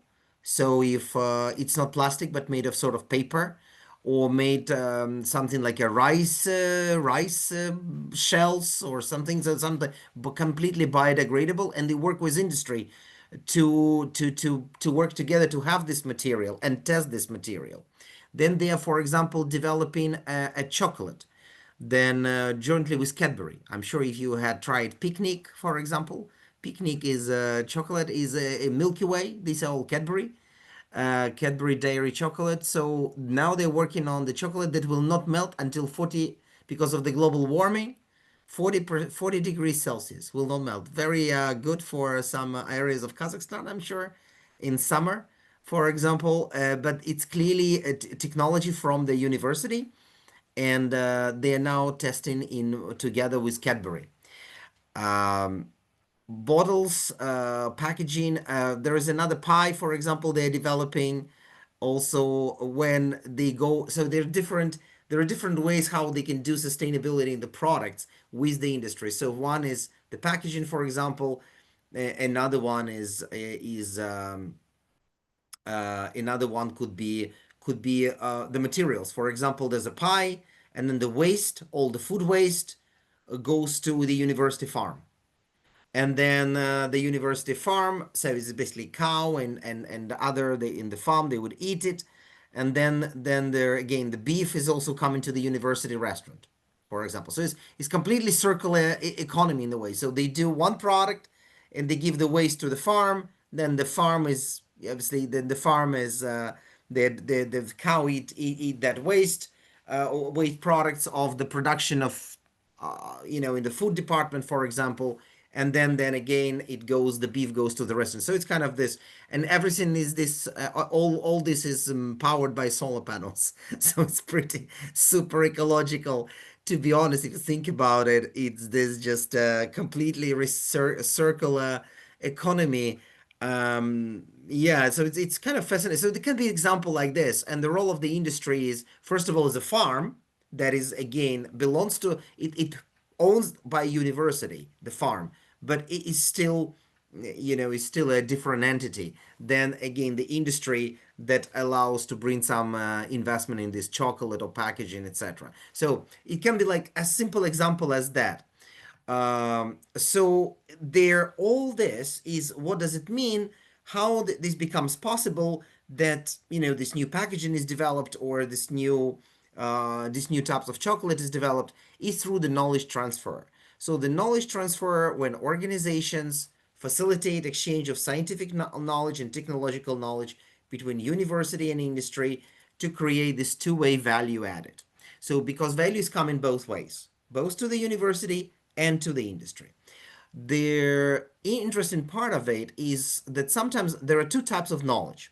So one knowledge is very basic knowledge. Well, actually, it's not basic because it's very simple. It's basic because it's fundamental knowledge. I think the better word will be fundamental knowledge. The fundamental knowledge is like mathematics, physics, something that is very hard to transfer to industry, because it's just like a second or third law of Newton, for example, right? Or molecules, or chemical table of Mendeleev, chemistry table, right? So it's something very basic knowledge. So this knowledge is very hard to transfer. But then if you adapt this knowledge, for example, this chemical element, to create a material that you can stretch for, let's say, a small piece of material I have seen in University of Cambridge, very tiny piece of material like this. It can stretch 4 meters, 4 meters. Can you imagine the properties of materials? It's hard to imagine. So, and often the researchers do not know how to and where to use this material. So they invent the material, the chemist, that can stretch 4 meters from here. So it can stretch like 40 times, but they don't know the application. But it's clearly that if from the molecules and the chemicals and these combinations, which is a basic knowledge, fundamental knowledge, once the material is done that can stretch so much, the knowledge becomes applied. So applied because you can develop the material for swimming, so for scuba diving, for any other things that you can imagine. So this type of knowledge that can be realized through the product or practical solutions will be called applied knowledge. And the department that are working more on applied knowledge, they have more opportunities to commercialize, to create this value from their innovation. So a good example, a bit maybe anecdotal example. I was doing a survey in Kazakhstan about 6 years ago, and about the commercialization of research. And I sent this survey to many universities. In fact, I even published a paper in 2019. It's called Commercialization of Knowledge in Transition Economies, Technology Transfer Offices, or Direct Industry Funding. It has interviews and surveys of 3 countries: Azerbaijan, Kazakhstan, and Belarus. And there were questions about TT, Technology Transfer Office. Who are these people at the university? So what stage they are from professors to researchers, how they commercialize, how they do it, the mechanisms, the barriers, the university type. So, and we asked the question, is it TTO, Technology Transfer Office, or is it industry partnerships? And the answer was, it's university industry partnerships. It's not technology transfer office. So we found that in fact, researchers were often trying to bypassing, to avoiding technology transfer office.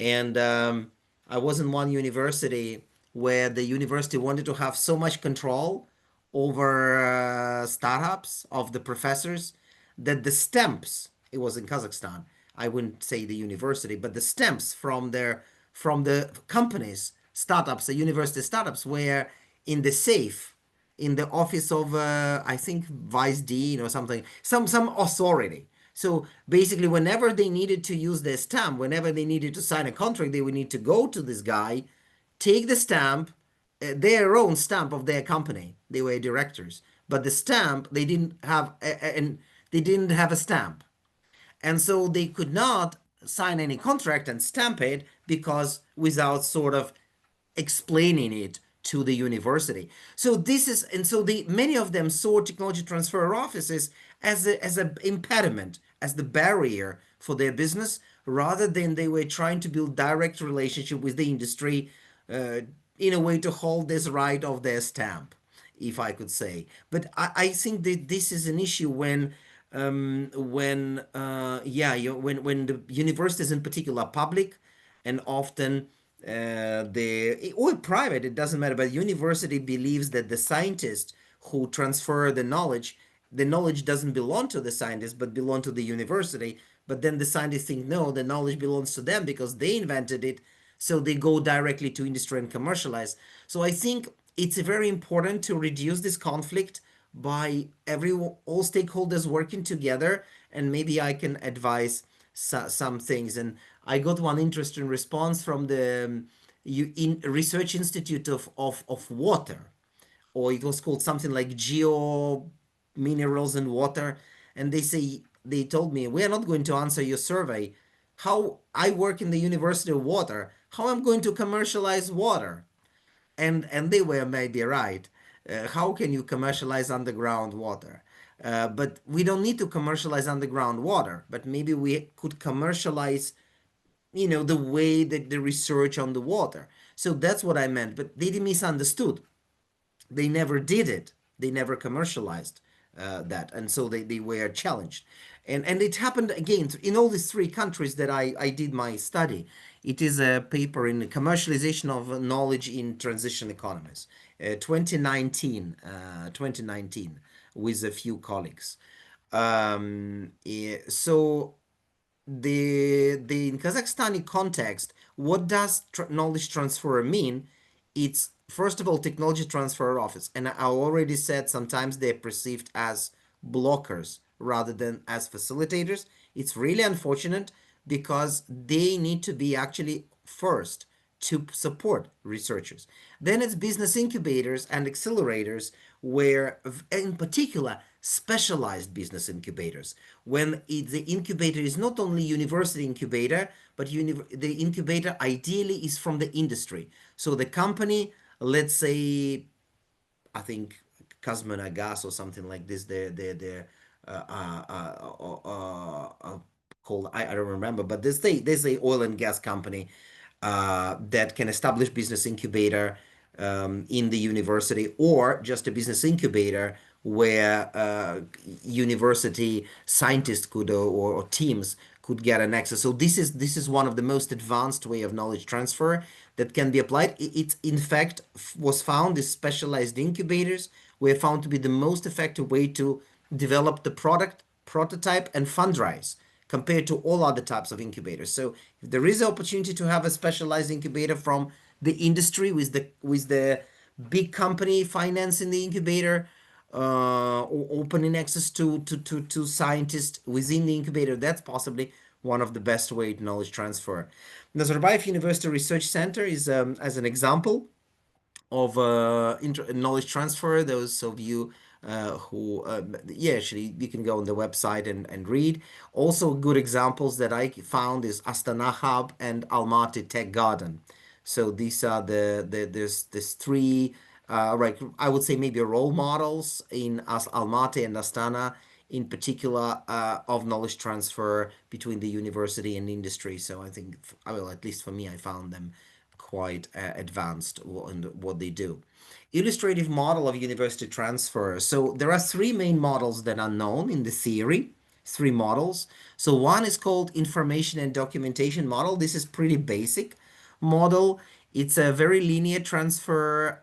Maybe it's more bureaucratic with limited industry context. Often many universities in Kazakhstan, but also in other countries, in Asia, in Europe, they have this model. They have this model. So the universities, so it's simply maybe producing knowledge, but not really commercializing it. So producing knowledge, getting the patent, possibly getting the copyright, but then often this may be left on the shelf, and industry does not know what is valuable, because they need to know someone at the university to find out what type of interesting knowledge is available. By creating digital IP databases and intellectual property education, but also digital databases of intellectual properties at the university, but also maybe at the level of the whole country. Again, I'm not aware, maybe this already exists, like in patent office, but something related to specifically university research, specifically for universities, to creating digital databases where the university can upload their inventions, and in any stage, in the development stage or already at the patent stage, so that the industry can go there and check. There's literally Excel document or cloud, what is there by SIM or by type of invention or by industry. So this creating this digital IP basis. The next stage will be a more cooperation model of technology transfer. This is where technology transfer is more directly involved with the companies. So technology transfer talks to companies, talks to firms, small and large, what they need, and then they go to the faculty and say, okay, do you have this? We need 100% degradable packaging. Do you have that? Can we invent that? Do we have something in the university in chemical department that can develop this sort of packaging so we can sell it to the industry? Or testing of, I don't know, radiation in the lab, or growing some sort of new I don't know, wine, etc., apples, and so on. So there's a cultural gap, and the problem is, I talked before, there's a weak trust. So often the researchers do not trust TTO. They think they're not working in the interest of them, but they work in the interest of university or the interest of industry, but not in the interest of the researchers. So researchers may avoid disclosing, and the disclosure is the main thing, because if a researcher does not disclose because of lack of trust, then the TTO doesn't know what is available, and that's the problem. So it's important to increase the disclosure of innovation, but often scientists even they are afraid to disclose, and say, because they're afraid that the invention, their property rights will be taken away from them, and their stamp will be in the safe of the dean. And so becomes this weak trust, and fear may prevent the cooperation model, and this is where the trust needs to be really created. So maybe they can give them the stamps, for example. Again, I'm kind of not trying to be funny, but I just saw this with my own eyes and just gave me big impression. I still remember that box with 28 stamps in the safe. And I think this is really lack of trust to the directors of those spinouts, that they will misuse this stamp, because it was not clear who owns the property. Is it the dean representing the university, or it's the director of the spinout who invented the product, who actually has to put that stamp and his signature. So the industry, in this case, it's what can be done. Industry liaison, so industry can step in as a mediator, and talk to the dean and talk to the inventor, for example, to the researcher. So that is also, that can be overcome. And internships. So internships means for 1 year or for a summer holiday, but some periods, there is not only the students go and work in the industry. So it's not internships for students. It's internships for doctorate students, for researchers, and internships even for professors or assistant professors, when they can go and work with, 40% of their time, instead of like allocating to research, for example, allocating 40% of their time working with company. So they can do 1 day in the company or 2 days in the company. Again, it needs collaboration from industry as well for the able to accept the researchers, and in this case connect. It's like what they do in medical schools a lot, right? The doctors, they teach, but also doctors, they operate, but then they teach 1 day. So it's an opposite model. So they teach 4 days and they go and work in industry 1 day. In fact, in France, they have this sort of model when they study 4 days and 1 day they work. Or actually, opposite. 4 days they work in business and 1 day they study. These are the courses. It's called apprentissage, right, Christina? Apprentissage or alternance? Alternance. Yeah, that's exactly. So that's thank you. That's very interesting model that actually can be, I think, adopted for technology transfer at the level of the university. So again, you can look for this. And finally, there's another more advanced model of technology transfer, where industry and science co-create knowledge and feedback loops. So feedback loops means they keep on going all the time. So the knowledge is invented at the university, then product goes to industry, they apply the product, they collect the data, they go back to university and say, okay, we got this feedback from customers, redo it. University creates another prototype or second version, goes back to industry, does another loop. So it keeps on going. So it's kind of university becomes sort of an inventor and industry becomes a testing ground, but it's continuous process. So the university is constantly involved in the creation of product for the industry and for the customers. So this is quite advanced model. I would tell you, not all universities in the US and Western Europe do this. It's also not yet adopted in Kazakhstan to that extent that, as I say, the universities participating in always in pivoting, in recreating new product all the time, given the feedback from the industry. But it's possible to adaptation to start pilot at top universities like KBTU in Almaty and Nazarbayev in Astana, and link to some Rook Kazana companies could be something that maybe that could be the way. But it's not only these two universities, which possibly maybe most. I actually know KBTU because I in fact visited, because of British University. So it's yeah, I visited it several times. So the model can be has internal interface and external interface of knowledge transfer. So what is internal interface? Internal interface, what needs to be done before you actually go to the industry? What needs to be done in creating the knowledge that is commercializable? Well, technology identification and assessment. It's important to in order to adopt it, researchers need to be trained how to spot commercial value of the invention. How do they understand when the invention has commercial value? Well, possibly before they talk to customers and industry, they will never know about it. So this is how the assessment happens. Or is this some metrics that needs to be invented that they can evaluate and understand if there is a commercial value even before they go to TTO, or maybe TTO can do it if there is a trust, technology transfer office, and then it goes to the industry.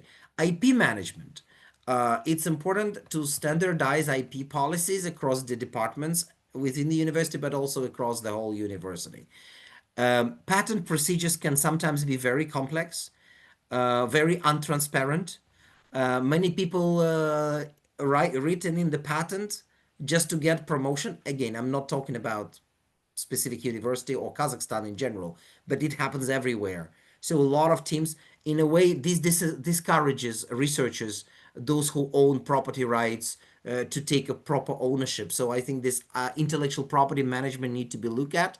So to make sure that there's no sort of loops and back doors and corruption in claiming this IP, and it's transparent and disclosed. So that is something needs to be looked at. Need to be fair, justice, research engagement. So incentivizing patents in academic promotion. So in academic promotion of the professors, it needs to be they need to incentivize to not necessarily patents, but protection of the intellectual property. Actually, if they publish a paper, research article, they have a copyright. So it's also intellectual property as well.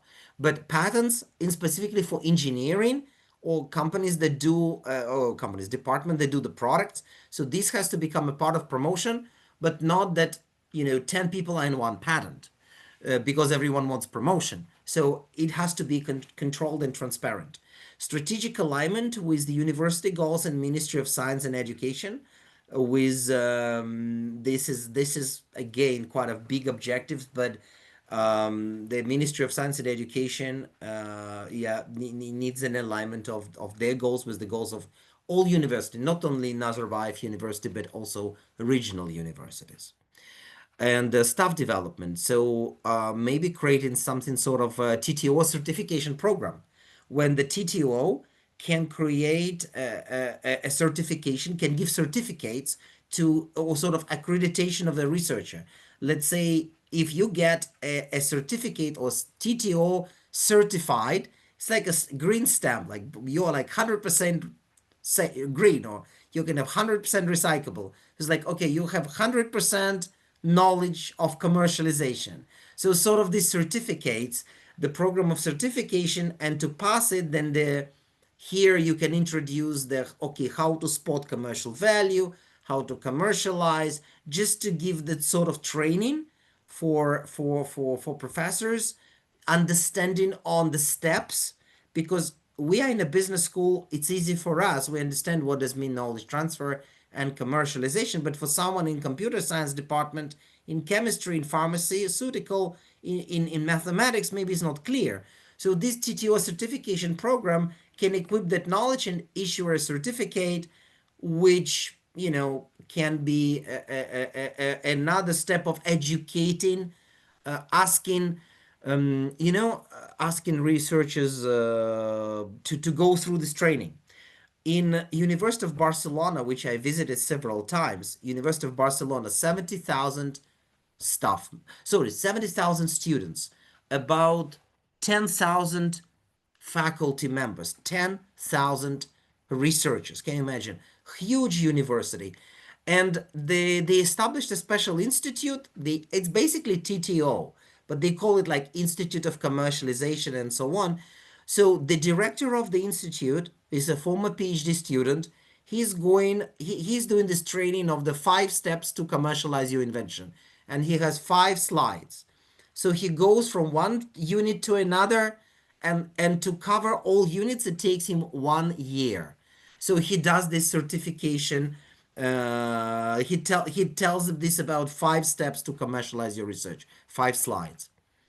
External interface. So external interface is how you communicated with external partners. So this is transfer, licensing, and commercialization. So maybe creating some sort of national marketplace for universities can be an option. So what patenting are available to license? So the industry, some company from, let's say, oil and gas from the Caspian region can go in that marketplace and say, okay, can I buy the license of this university? They invented some interesting device to drill, for example, and they have a patent. Okay, is there anything else? Is there a better drill that I can find? In the university, invents this. So this kind of the marketplace where the industry can look at the patents at the national level, at regional level, what is valuable. Building networks and trust. Well, trust is very, very important. Seminars like this, well, ideally in person, between industry and university. using maybe with creating sort of industry university councils at Akimats. Akimats is right, is your local government.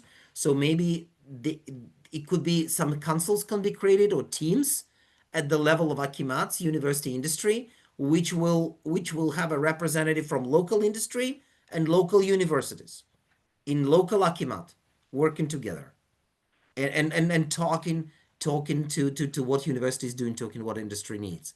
Partnerships with industry, of course, it's state-owned enterprises, in particular, as I think in particular partnerships with industry, and looking in particular on state-owned enterprises, because private is usually they're more proactive in this way.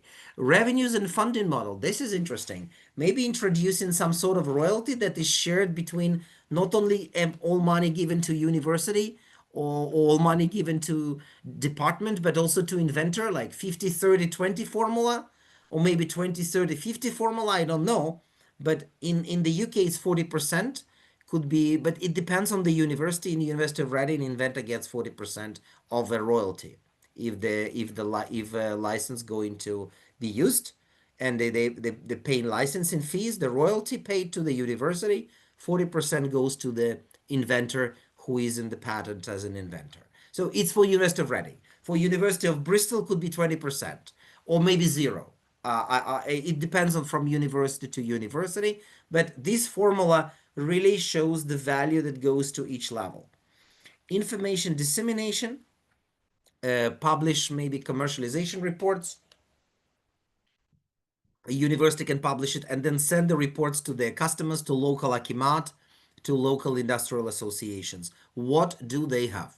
Just to inform industry what university has to offer. I think this is really, really the key. What type of skills you need to do this? So we looked at the UK for Kazakhstan, but I think in the UK we looked at there was several studies. What skills do you need in TTO? So in TTO mainly you see people with IP, the degrees in IP law, engineering, economics, and usually PhD or master degree. So these are the people who work in TTOs. Incubators, you have business developers, mentors, and venture capital. Research organization, you have mainly you need skills for R&D management and contracts. Clusters like Astana Hub, you need obviously networking skills and investment attraction. So people who would know investors and industry. Fab labs and student labs, so it's a skill for prototyping, skills of creating business model, prototype, pitching. Well, this is pretty much what we always think, but we don't think of PhD degree in law. How many people in TTOs have PhD in law, for example, in the universities, in your universities where you are? How many people have PhD in engineering in TTOs? And this is quite important. Well, do they need to have PhD? Maybe not, but they can be from either academics or industry or both. But having more lawyers, engineers really, really matters. That's what we see in the UK. These were the skills that were specifically, applied to TTO. So I think this is the group work that we are approaching, and so I would like you to think about how you can use the social development goals, how they can be addressed in university knowledge transfer, and describe the way knowledge created at university can be made into can make a social impact in particular. So it can be both economic impact but also social impact. What other actors need to be involved in this process? What other factors need to be taken into account? What incentives should be given to university, industry, and communities or government to co-create the knowledge together and for this social purpose? What incentives need to be given to every actor to create that with social purpose to create knowledge? And you can modify or adjust the model based on your university. And so here so this is the model which was published by Guerrero and Siegel recently, 2025. They both work in Arizona State University. Actually, that university is number 2 in US by commercializing research, by patenting and by selling licensing of their patents. Number 2 in the US. And that's why one of the reasons, but they have recently switched to pro-social knowledge transfer and the topic of economic, knowledge transfer as public good. So it's not only transferred for profit of the university or for a royalty or industry to pay, but it's also perceived as public good because university is also a public institution and it's there. If university does not produce public good, who else is going to do this, right? Who else? Samruk Kazanai is going to do it, or is university is going to do it, or the local Akimat is going to produce public good? Well, maybe all of them, but university is also part of this process, and this is very clear. So at least Arizona State University thinks so. So they developed the model. There is a link. I'm sure the slides can be shared, but there is a link to the paper. It's called Pro-Social Technology Transfer, and this is the model that they offer. So what I will mainly focus on, well, actually, I explained briefly the model. So we have this channel. One channel is a public good. Public good means research. There's research by the university, and then this research can be disclosed without any limitations and disclosed at no cost. So if, it's like Newton law. Newton invented this law and disclosed knowledge. Well, there can be some other knowledge. You can think of examples of the knowledge from the university that is publicly disclosed. For example, university support an incubator where to be part of the incubator, you don't, and be having a mentor, you don't need to be a student. It's to everyone in the region, for example. That's a public knowledge. It's free of charge, or even people can get some money. Public speeches, right? When keynotes, professors presenting their research, open events. I know this event in Cambridge University on Tuesdays, they call them Business Tuesdays or Enterprise Tuesdays. Completely open to anyone. You can come from Kazakhstan, people can come from London, Scotland. They go in these Cambridge Tuesdays, 4 hours of presentations of the latest research. They give you a sticker. You are an investor, you are an entrepreneur, you are a member of the public, whoever you are, professor. And so you just go, and it's an open event. No prepayment, no limitation on the or where you come from, who you are. You can come, have some sandwiches, coffee, listen to presentation, 4 hours of interaction.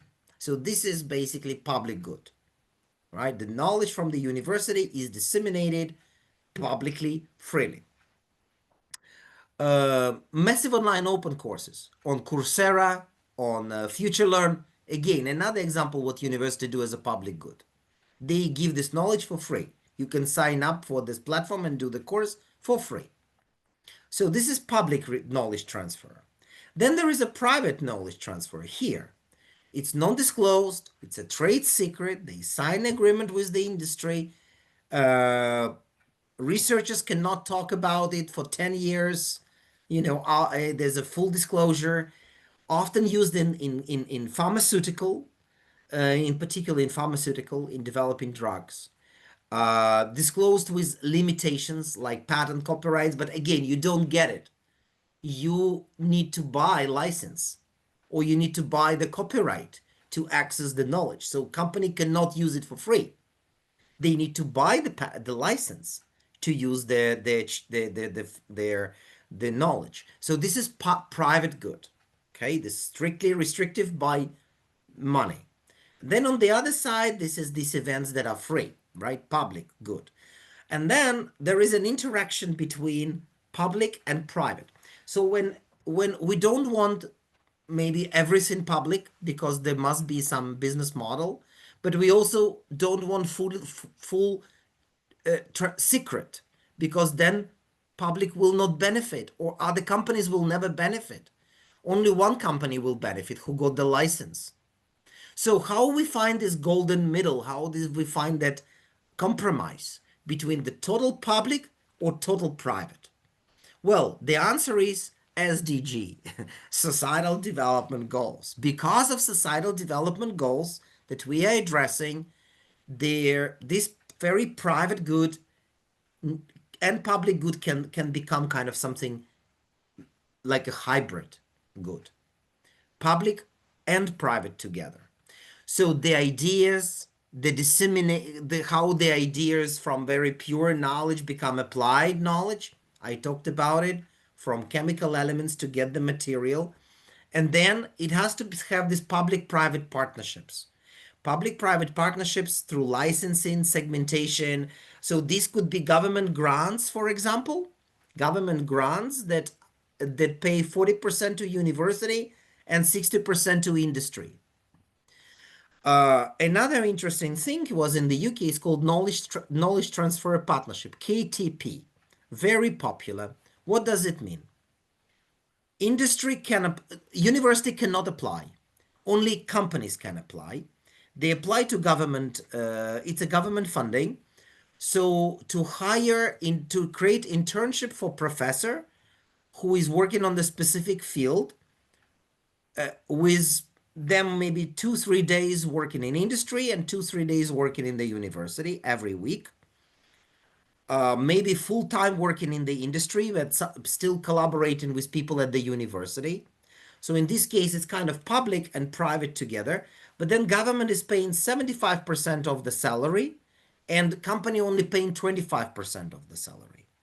When the product is created, the product has been created by the end of year 2. It's this knowledge transfer partnership lasts 2 years. When the product is created, then the ownership becomes mutual. Half university, half industry. So this is just one example of the way how the government can mediate, because industry has only private interest often.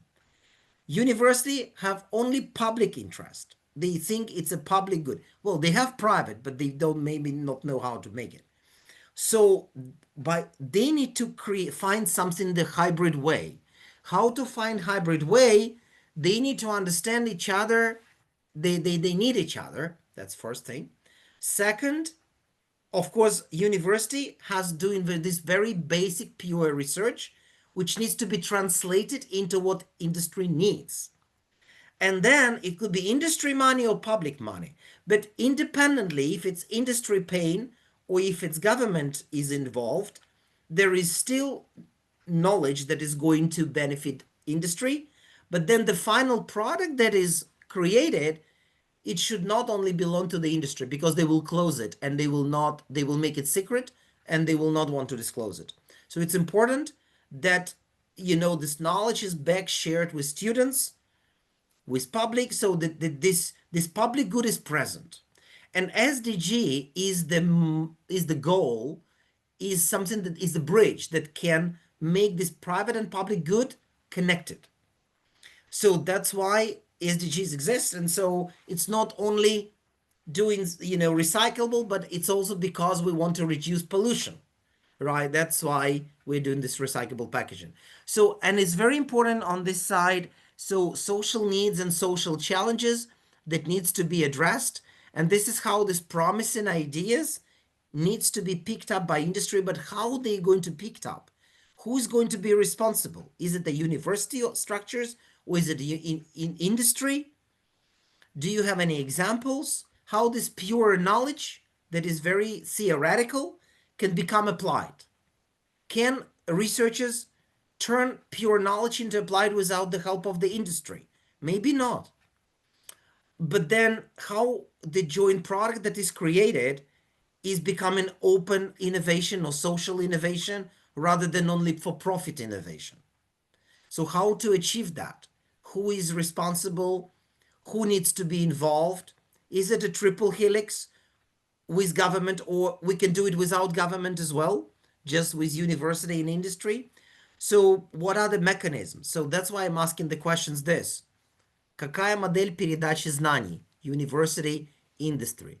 Опишите, каким образом знания, создаваемые в университете, могут быть направлены на достижение социального эффекта, какие участники, департаменты, кафедры, какие факторы какие стимулы для университета, промышленности, правительства, всех от 3 стейкхолдеров, Triple Helix, и какая модель вы считаете может быть применена, какой-то пример для передачи знаний, для коллаборации между индустрией и университетом. So this is actually these questions.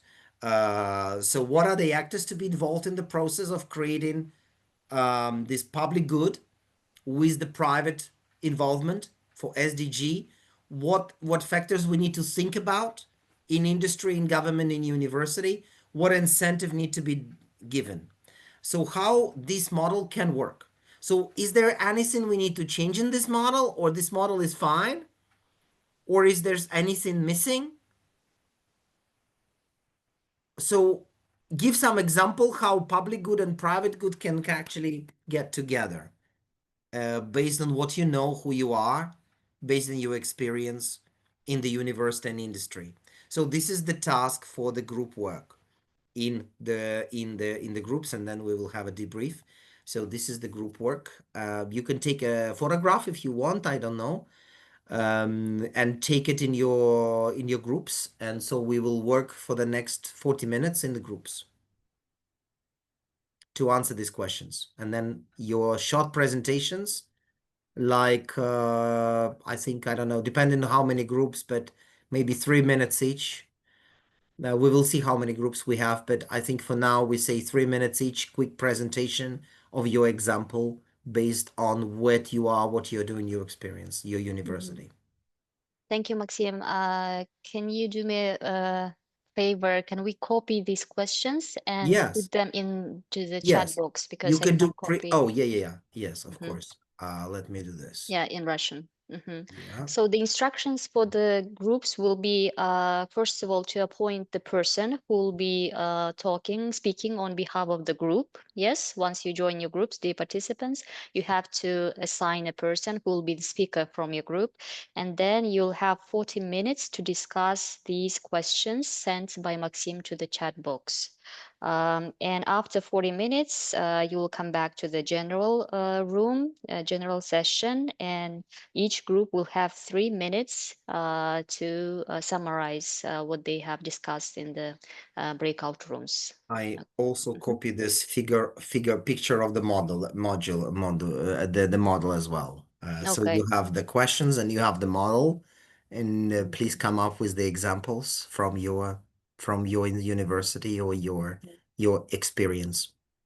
Thank you. And Christina and Maxim will be joining each group just to We facilitate. just go around, Yeah. Okay. in the We have groups. 80 participants, so I'm thinking about 8 groups by 10 people. Yeah. Sure, that's Okay. fine. So let's start. Don't try to make it, by the way, the rule is don't try to make it perfect. Just give example, and you have 40 minutes to decide which example. Yeah. I think It will be never perfect. That's the for thing. us, it's very important to hear your experience, and the model is a tool of communication in order to illustrate how your universities operate and how we can provide recommendations for improvement. Thank you. So I'm creating breakout sessions.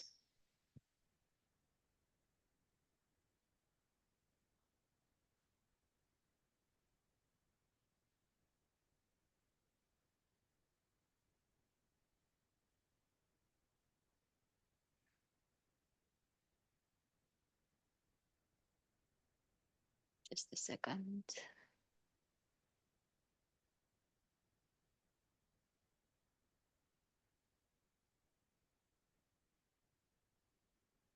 So we have 10 groups. All right. You say, or eight groups. 8 groups. 8 groups. Yeah, sounds doable. 8 groups. So we have about 3 to 5 minutes for each group to visit each of us. So you can benefit by having me and Christina. We will go around.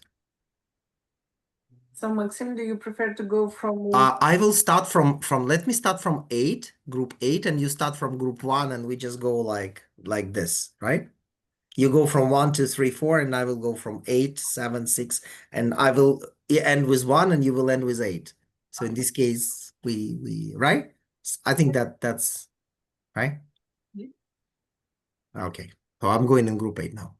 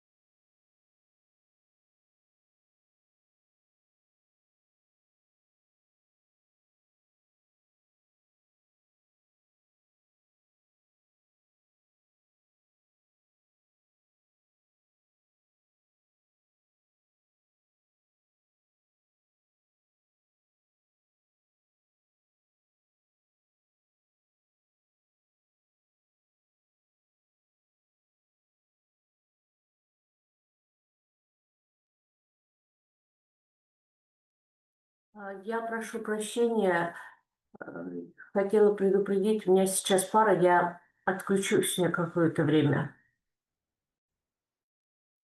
Хорошо. Хорошо. А, Так, я по группам хожу. Christina, I'm going from one group to another. I don't know why, but I just okay, I'll go back to the group. I quite enjoy actually going in the groups. So we'll go back to the groups, huh?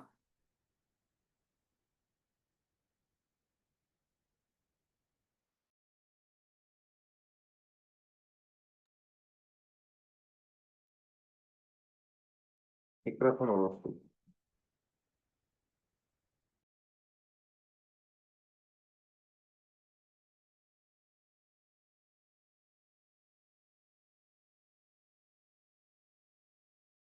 It's fascinating because these people, I mean, people in the groups, the group members, they don't know each other.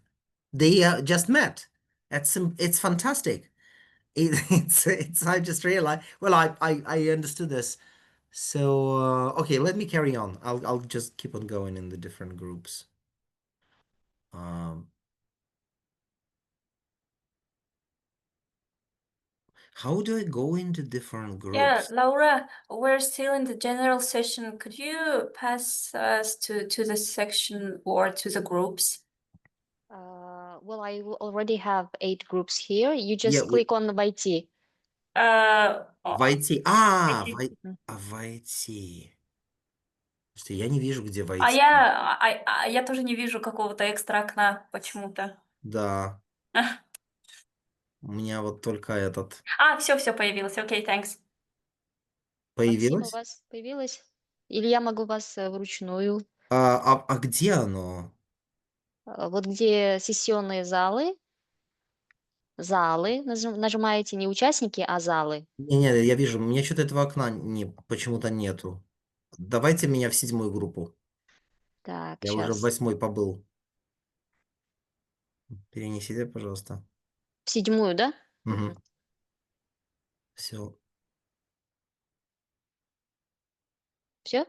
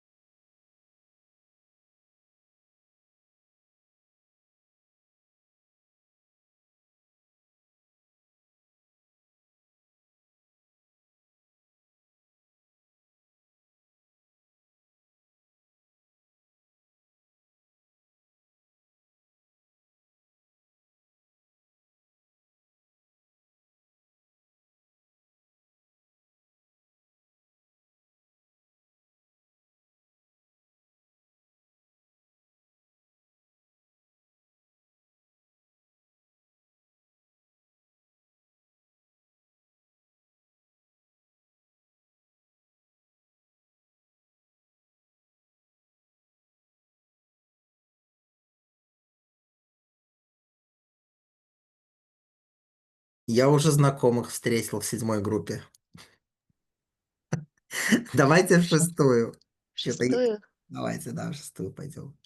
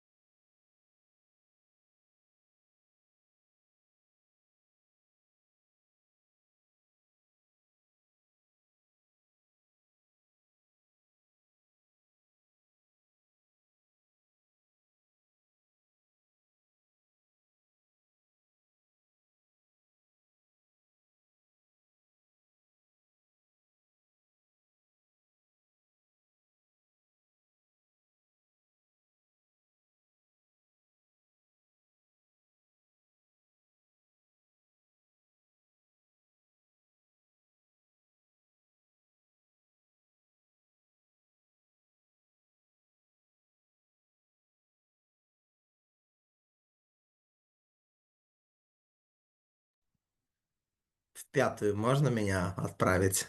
Пятый, хорошо. Очень, очень интересно. И слушайте, это вообще... Я прям уже пожалел, что не приехал в Казахстан после 3 групп. Так, а Кристина в какой, интересно? Она еще до пятой, наверное, не дошла. Она, кажется, в 4. Она в 4.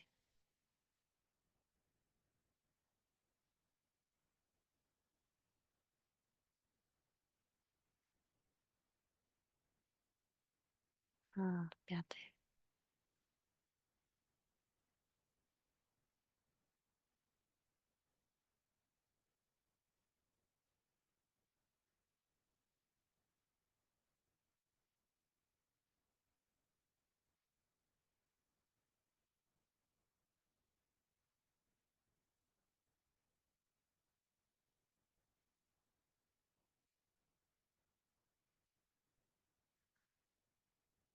Пятый, да, оказывается, тоже Кристина сейчас. Тогда вас в какую? Не слышу. Не слышу, Максим.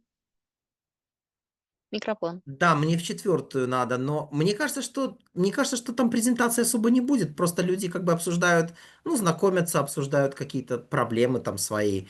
Ну, то есть, я думаю, что они, честно говоря, задания особо не делают. Но это не страшно. Ну, я думаю, что, может быть, какие-то проблемы, ну, какие-то challenges обсудить можно. Я думаю, что я что-нибудь придумаю в конце. Хорошо. Давайте в 4. 4.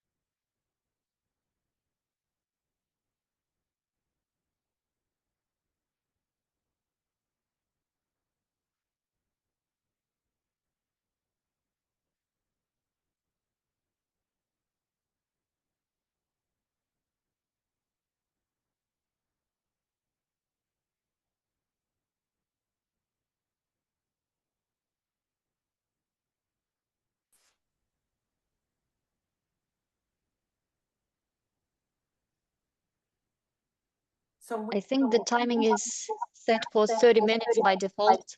Oh, But really? if you need more time, I think maybe we can continue for okay. another 15 minutes. Okay. Can we do that? Yes. The only thing, I think there might be different groups, right? Because if we do it again, because it's random.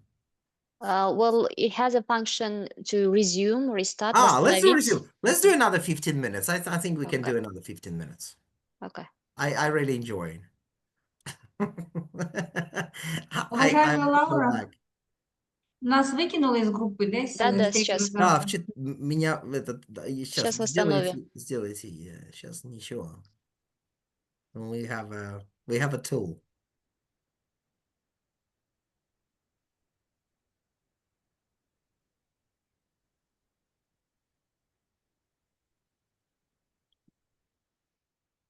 Третий зал, пожалуйста.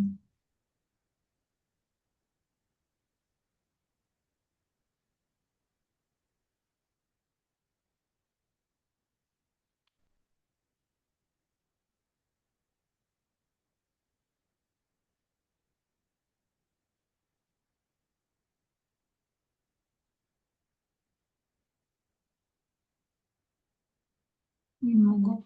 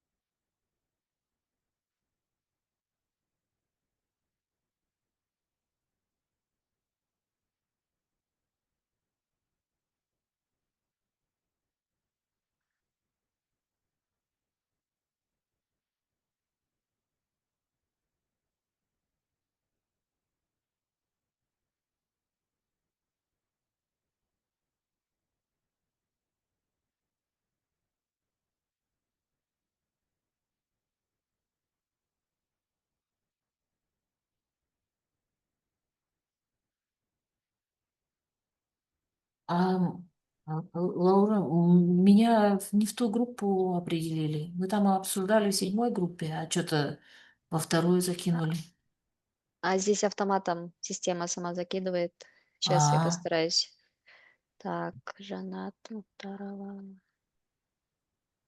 Почему-то вы сидите, не присоединился. А в какой у вас? 7-й. Я не присоединился, потому что я вышла из той группы, из А, 2-й.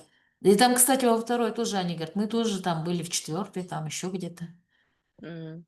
То есть, мне кажется, надо было всех назад в их же группы закинуть, потому что Ну, мы я и только на... нажала на восстановить. Да, вы что? Мгм. Ну ладно, все, я ухожу в 7-й.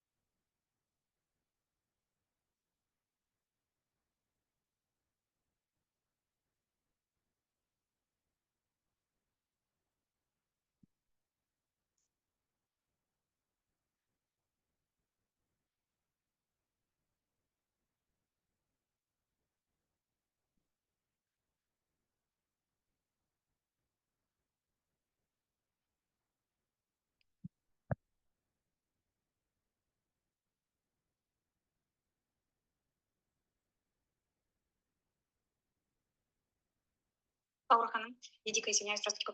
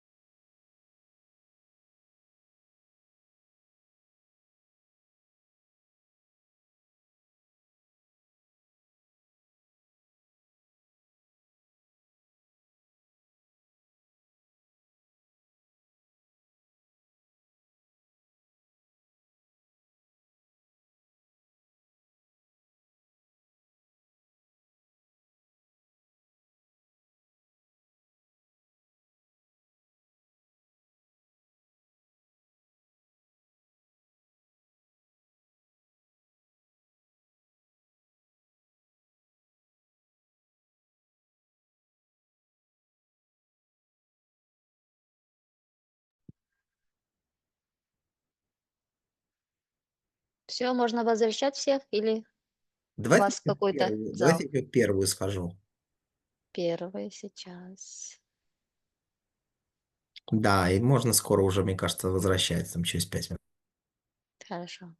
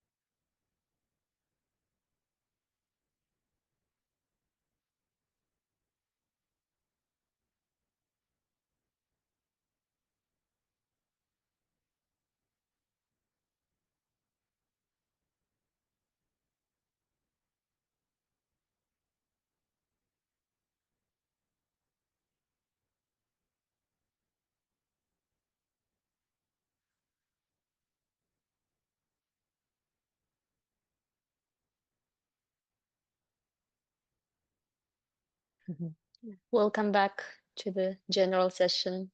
Excellent. Oh, but some groups were differently intensity driven, but it was extremely diverse and very, very exciting. Maxim, you want to set the floor? I feel sorry I didn't meet everyone in person. Really, after meeting 3 groups, I wanted just to I really felt bad. I couldn't participate in person. So I think this is incredibly diverse group. I think I'm impressed by the expertise of the people from medical universities, from technical universities, from business. So the expertise is incredible. So it's the breadth of the knowledge is huge. So also the problems that they raise, they have very different expertise. So some of them have expertise in technology, some of them in business, some of them in regulation and law, some of the people are in international relations office, so mainly like international collaborations. So I think the way, and I felt like also it was nice that they all met, but it was random, but it was still interesting because they could ask interdisciplinary questions. And what can be commercialized in the medical university, it might be very different from the technical university. So the way their products that we talked about is also very different. And I think it's important that the problems and their challenges that they have, that they can they can discuss with in this format, but also with more participants. So I felt there is a need to create. I don't know if Laura can do it or someone else in Neo Kazakhstan, creating a sort of a platform that can continue the dialogue and searching solutions for some problems. For example, there was one question in the importance of repairing the used equipment or broken equipment. Okay, who can do it? Is there other universities, or is there private solution or public solution? uh, is if the public solution doesn't exist, is there any private solution? Who can advise and bring the expertise? So I think there is. I really wish this conversation, this dialogue can continue, because all people in this here, I have such an expertise, such a diverse expertise, that it can be very complementary to solving to come up with new solutions, but also solving the problems and the challenges they have. Also, I felt like you teach a lot. You teach a lot, and this of course this is a high workload, and so maybe it's important to advise on the educational system to restructure the modules of the courses to engage students more with business and move the workload more to student independent work and student group work, rather than than just professor coming and talking to students all the time. So I think maybe there's some changes needed, what I felt in the curriculum of the universities, so to reduce the academic in-class workload, so that this time can be freed up for research, for engagement with industry, because it's clearly significantly high. I think on average, if you take the world average, so it will be above average of academic engagement. It has to be it has to be restructured, maybe bring in more industry experience versus meeting professor. So I felt also there were some pedagogical issues that were raised, and the issues of the workload and balance between the research and teaching at the universities. But that's kind of my impression. I know there are some people who wanted to talk.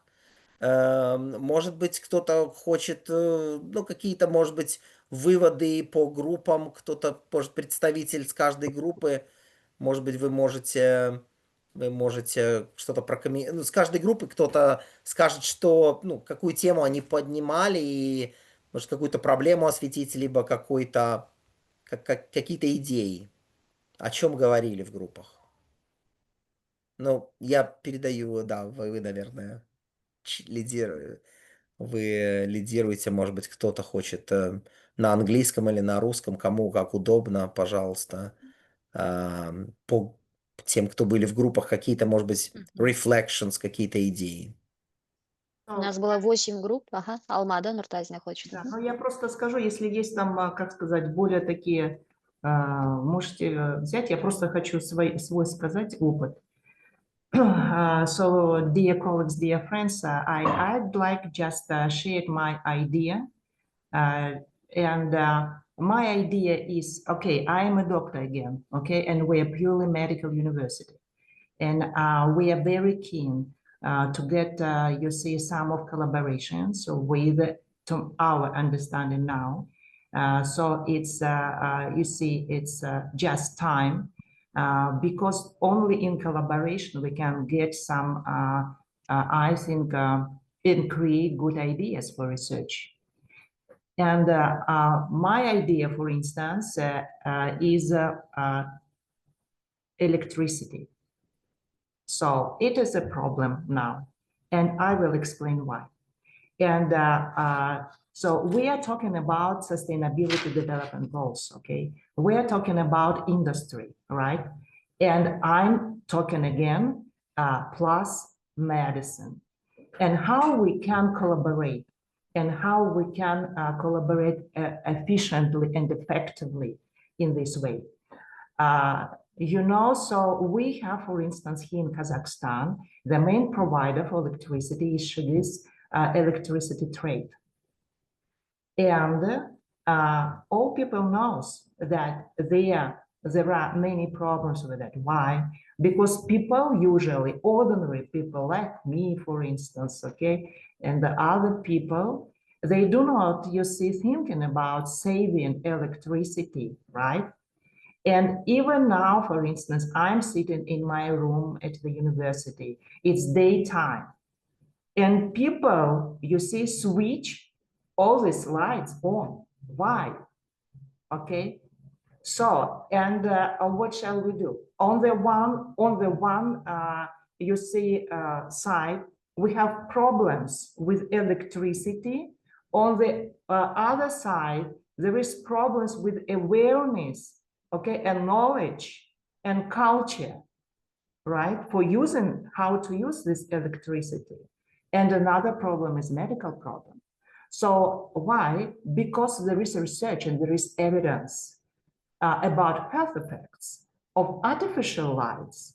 You see, because artificial lights can be a risk factor. Now it's considered a risk factor for, you see, cancer, another for metabolic issues like diabetes and, for instance, obesity and disruption sleep with appropriate consequences, right? And why? Because now people, they, many people, they work at night, right? And it is a problem. So we can combine all these to one project and to conduct research on it. We can give research baseline. Why we use electricity rationally. And we conduct survey. It will be qualitative research on, you see, awareness of ordinary people, of public, or how they use electricity, why they use, and so far, okay? And then we use these statistics as you see, as one of reasons to conduct research and activities on saving electricities. And we will teach, okay, again, at teaching ordinary people, and we will, you see, go towards these sustainability development goals. And goal 3, it's 1, good health, okay, good health and well-being, and goal 9, industry, innovation, and infrastructure. Why? Because we attract industry which produce solar, for instance, heating radiators. And we have here in Kazakhstan, for instance, I'd say it's Satpipe Technical University located in Almaty. They have their own small plant, and they produces these solar radiator heating radiators there. So where it is applicable, and we can use it where it is applicable. And goals 12, responsible consumption. So we reached these goals via this survey and results and sharing all this information in public. Just at glance. So thank you. Thank you very much, Alma, for your feedback and for your insights.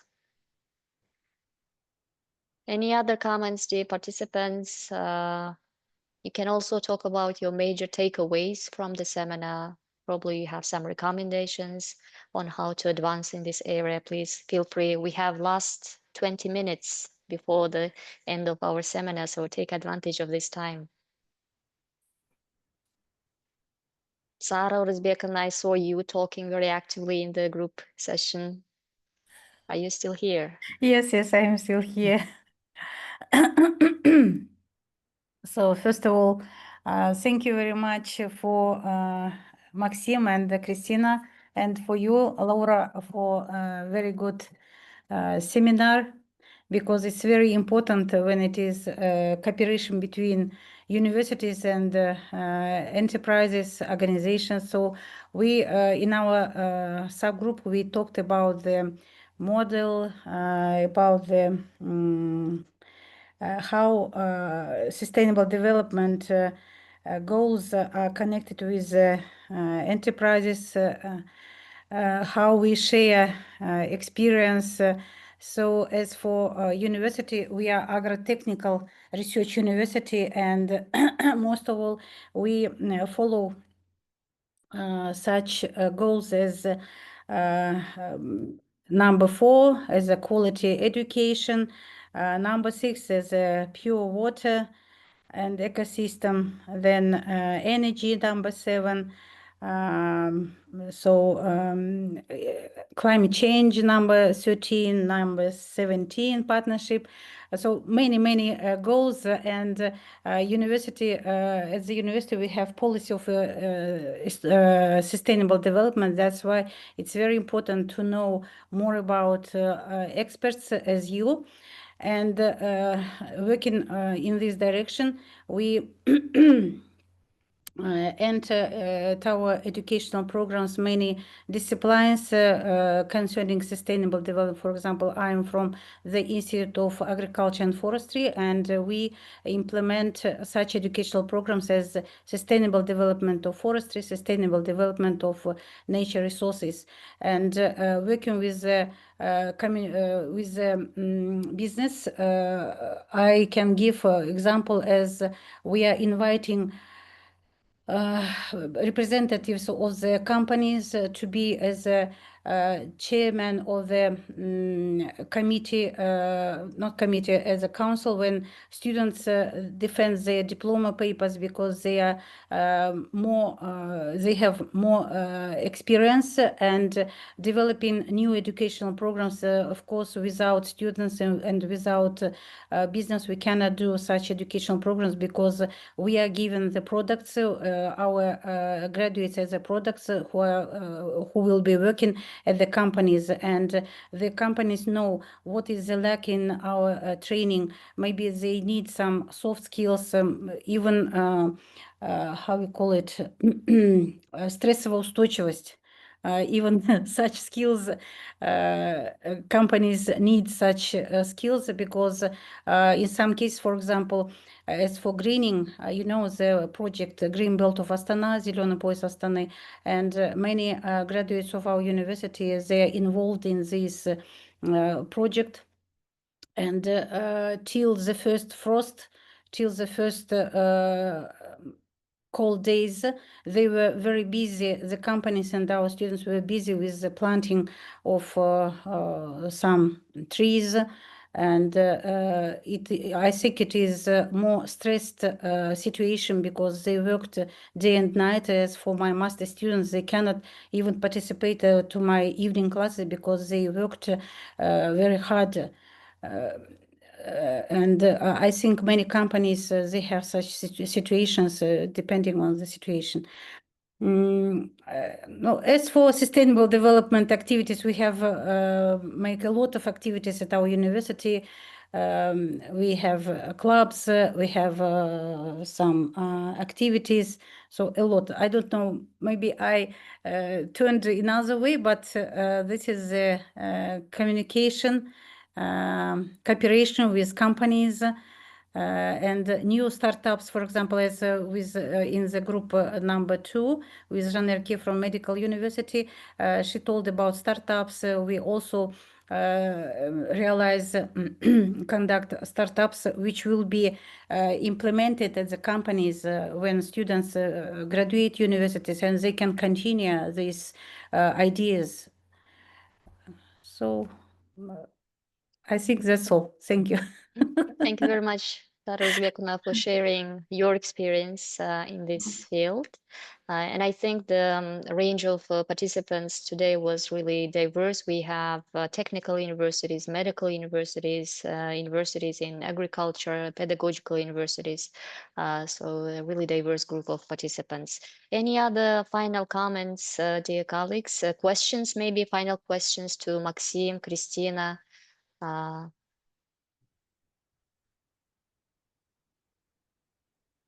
Лаура, можно? Мгм. Да. Оксана Безлер, Карагандинский университет, Казпотребсоюза. Хотелось бы поделиться опытом участия в ерасмусовских проектах нашего университета именно в достижении целей ЦУР. Вот есть опережающий опыт реализации проекта МИЕТИК. В рамках данного проекта, в коллаборации, да, была открыта образовательная программа совместно с Восточно-Казахстанским техническим университетом, да, со своей стороны на уровне магистратуры. Со своей стороны мы обеспечивали бизнес-составляющую, а Восточно-Казахстанский университет именно техническую составляющую. Вот эта коллаборация, да, привела к открытию новой образовательной программы. Во время реализации данного проекта мы взаимодействовали, да, проходили вот это пилотное внедрение именно через мнение стейкхолдеров региона о необходимости внедрения, какие компетенции бы, устойчивые компетенции они хотели бы видеть в данных курсах, да, в образовательной программе, дисциплинах этой образовательной программы. Вот. И, к сожалению, получилось так, что в основном потребность в данном курсе именно со стороны Карагандинского университета, хотя мы промышленный регион, да, именно со стороны работающих сотрудников. Да, то есть не интересуется молодое поколение, еще пока не интересуется этой образовательной программой, вот, а непосредственно уже стейкхолдеры, они не всегда могут пройти вот эти бюрократические конкурсы, которые объявлены для поступления в магистратуру со стороны государства. Вот. И если Восточно-Казахстанский университет реализует через гранты МИО, да, это тоже промышленный город, да, Усть-Каменогорск, то с нашей стороны мы, частный университет, эту коллаборацию, да, в полном объеме обеспечить не можем. Но есть хорошая практика, Жадыра представляла в своих слайдах реализации действующего проекта «Циркулярная экономика». Это разработка инновационных программ и дисциплин в рамках циркулярной экономики устойчивого развития. Коротко так, получается, мы в рамках проекта обменялись опытом с университетами Сантьяго де Компостела, Испания, университет Федерико II, Италия, и Фахенштуле университет, научно-исследовательский университет Билефельда, Германии. Каждый университет зачитал свои модули экологического менеджмента, устойчивых компетенций, устойчивого предпринимательства, и вузы Центральной Азии, в коллаборацию, в которую вошли Казахстан, вузы Казахстана, Таджикистана, Узбекистана, Туркменистана, уже на данный момент прошли пилотирование и внедрение этих дисциплин и курсов на уровне бакалавриата, магистратуры и лайфлернинга. По опыту нашего университета мы прошли пилотирование именно внедрение курсов лайфлернинга. Заинтересовалась, кстати, очень хороший эффект. С нами в коллаборацию вошел предприниматель Карагандинского региона. За счет собственных средств принимает участие и проходит обучение его сотрудники. То есть он выезжает с нами на стажировки в европейские университеты, принимает участие при ревью образовательных программ, дисциплин, которые мы внедряем, да.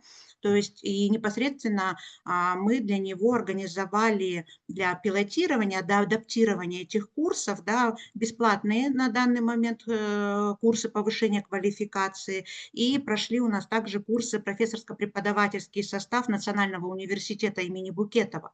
То есть адаптировав эти дисциплины, да, пройдя через вот это пилотирование, мы внедрили уже эти дисциплины в образовательный процесс, в учебные планы своего университета. И на данный момент хотелось как раз-таки пригласить аудиторию, да, казахстанских преподавателей, студентов, магистрантов, возможно, школьников в рамках пилотирования дисциплины, многие дисциплины, которые внедрены в учебный процесс центральноазиатских университетов, они как раз-таки завершаются не просто экзаменом, а защитой стартапов.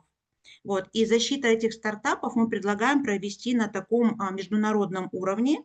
Сначала пройти внутренний конкурс, который будет объявлять каждый университет Центральной Азии. Затем, ну, опять же, с участием научной составляющей в зависимости от интересов, да, обучающихся. Вот. И потом перейти на платформу циркулярной экономики проведения хакатона. То есть где будет возможность участия и проведения коллаборации университетов, да, колледжей, школьников, школ. К сожалению, пока в рамках эрасмусовских проектов нам нет такой возможности, да, привлечь именно среднеобразовательные школы в вот этот контент, да, они очень заинтересованы. Мы пробовали зайти это через проекты Жан Мане, но, к сожалению, нам написали, что это не входит в нашу аудиторию, да, что, ну, как бы есть такие вот тоже проблемы. И хотела бы как раз-таки, можно потом, да, Лаура, поделюсь в чате информационными письмами, приглашу аудиторию к конкурсам стартапов, хакатону, который будет организован при поддержке, кстати, промышленных предприятий. Они оказали такую благотворительную поддержку с нашего региона. Это автобусный завод Казтехно по производству автобусов и сбору автобусов. Это непосредственно товарищество с ограниченной ответственностью по производству полипропиленовых изоляционных труб, да, использующихся в инфраструктуре, да, города. Вот. И хотелось бы, конечно, вот остановиться, Максим, на вот этой вот, да, системе, да, на вот этой вот модели, о которой мы анализировали, которую вы нам представили для анализа. Хотелось бы как раз-таки озвучить такую проблему, как мотивация преподавателей. Да, со стороны университетов, тоже участие в эрасмусовских проектах, грантовых темах, снижение вот этих вот бюрократических, да, вопросов. И такой еще вопрос, скорее всего, к Кристине или Максиму. Максим в своей презентации говорил о том, что вы сотрудничаете со стейкхолдерами, ежемесячно выявляете потребности, вносите изменения в свои учебные программы, в образовательные программы, в дисциплины, в курсы. У меня вот такой вопрос. По сути, в Казахстане гранты выделяются, да, финансовым центром через выявление потребностей региона на момент опроса. Но, по сути, итоговый выпускник, он выходит через 4 года. То есть возникает вопрос, насколько, да, мы реально адаптируем и финансируем, да, вопросы бюджетирования, эффективности бюджетирования этих вопросов и как раз-таки вот этой интеграции, да, эффективной получения эффекта интеграции, взаимодействия между университетами и обучающимися. Есть ли у вас какая-то стратегическая модель или способ прогнозирования, да, потребностей рынка труда? Если есть такой опыт, мы будем рады, если вы поделитесь им. Вас не слышно, Максим, вас не Максим. слышно. Микрофон. Спасибо. Я так отвечу. Наверное, вот британские вузы и, наверное, многие вузы, по крайней мере, в Англии, в Америке тоже, они, во-первых, есть разные типы интервенций. Есть более радикальные, есть менее радикальные по изменению курса. И, в принципе, вот эти вот learning outcomes какие-то, они не могут не меняться. Но изменяется сама, допустим, какие навыки приобретать. Студент должен приобрести, и навыки эти могут меняться в зависимости от изменения заданий, которые мы можем давать студентам. То есть мы можем изменять задания, допустим, у нас есть индивидуальное задание, групповое задание. 50% так как какие-то определенные навыки они должны получить. Допустим, исходя из того, как меняется конъюнктура рынка, в частности, это вот локальная конъюнктура локального рынка, города или компании, которая что-то им нужно, можно менять тип заданий. Конечно, будет определенная задержка на год либо два. Но если, допустим, это специалист выпускается, если это специалист 3-го года, эти изменения можно внести очень быстро. Не нужно даже на это какое-то определенное разрешение каких-то комитетов внутри университета. То есть это такое незначительное изменение. Если, конечно, введение нового курса полностью, разработка нового курса, это где-то уходит 1 год. И потом еще, если это только 3-й год, тогда, опять же, еще 1 год для потом, когда только выпустится. У нас здесь 3 года всего лишь бакалавр. 4 года со стажировкой, то есть это быстрее происходит. Если надо разработать, конечно, новый курс и его внедрить, получить все approvals, и потом его еще год прочитать, это минимум 2 года, может быть 3. Значит, насчет будущего, то есть это одно. Но университет тоже это адаптирует. То есть можно радикально что-то делать, новые курсы, а можно изменить структуру существующих курсов, чтобы внести какие-то изменения в плане навыков и заданий, которые давать студентам, чтобы они, моментально это адаптировать можно очень быстро. Буквально, может быть, несколько месяцев, полгода. И, в общем-то, самое идеальное, конечно, вот эти вот internships, чтобы совместить компании и чтобы они брали студентов на стажировки. И это вот очень момент и такой важный. Университет вот в этом направлении сейчас работает, чтобы внедрить курсы. Например, курсы называются консалтинг. То есть, что студенты выступают как консалтинг, как консультанты для компаний. Понятно, что какие-то там что-то будет, примут их, значит, что-то не примут их, какие-то рекомендации. Но, в принципе, это дает возможность наладить, по крайней мере, диалог между этими студентами и между представителем компаний. Конечно, если это предприниматели, это легче, потому что у них маленькие команды. Если это большое предприятие, то это занимает дольше. Но, в принципе, вот такие курсы, которые вот называются консультирование или консалтинг или что-то другое, это подразумевает, что преподаватель является вообще как ментор больше, а основная работа у них получается 2 как бы ментора, один с практики, один с теории. Вот такого курса это можно очень быстро. А если по поводу прогнозирования, есть сайты, называется Skills Europe USA, сайт такой Skills USA. Они прогнозируют рост skills, какие skills нужны будут в этом году, в следующем году. Но эти skills, они общие, они, например, на уровне страны, если это на уровне Европы или там на уровне USA. Каждый регион в Америке, у них свои skills, которые им нужны. В зависимости также и по Казахстану, в зависимости от кластеров, от индустрий. Поэтому здесь, мне кажется, вот более инкрементальная инновация, не радикальная, а вот небольшие изменения в структуры курсов, которые могут внедряться, исходя из изменения спроса на вот эти вот навыки, они более быстрые, и они не радикально что-то разрабатывают разработка полностью новой программы или новой специальности. Но в рамках существующей специальности можно вносить изменения по заданиям студентов для того, чтобы через эти задания разрабатывать какие-то новые навыки, которые более адаптированы для данного региона. Да, мы ежемесячно встречаемся, но это не только из-за навыков, а вообще в целом говорить про город и развитие города. Ну, это такая третья миссия университета, да? Да, это третья Сегодня миссия, да. актуальна, да. Да. Но у нас тоже в существующие образовательные программы дисциплины внести изменения – это не проблема, а как раз-таки проблема в том, чтобы спрогнозировать потребности рынка. Да, здесь и сейчас, чтобы удовлетворять, потому что в рамках динамики, да, развития рыночных отношений, искусственного интеллекта, да, Можно это… посмотреть по имплойменту, по региону, по имплойменту, по различным отраслям, и вы увидите, где имплоймент растет, а где имплоймент падает. И вот исходя из занятости по отраслям, как можно максимально детальным. Вы можете, исходя именно по занятости, по товарообороту, но именно по людям, какая процент общего населения, в каких секторах. Вы можете посмотреть, какие сектора развиваются, какие навыки, уже потом разговаривая с ними, понимать, что им надо. Ну, это опять все Спасибо. взвалили на плечи преподавателей. Ну да, Кристина, да. есть Мы комментарии. тоже это делаем, да. Поняла. Спасибо Кристина? большое. Спасибо. Christina had Кристина? something to add. So I didn't want to interrupt because it was very, very interesting. Just because I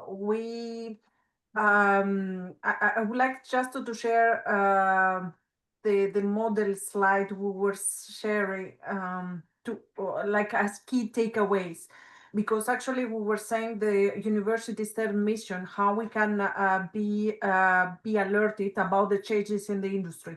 And actually, Oksana, she said that we evolve and we have a time lapse until we provide the knowledge skills.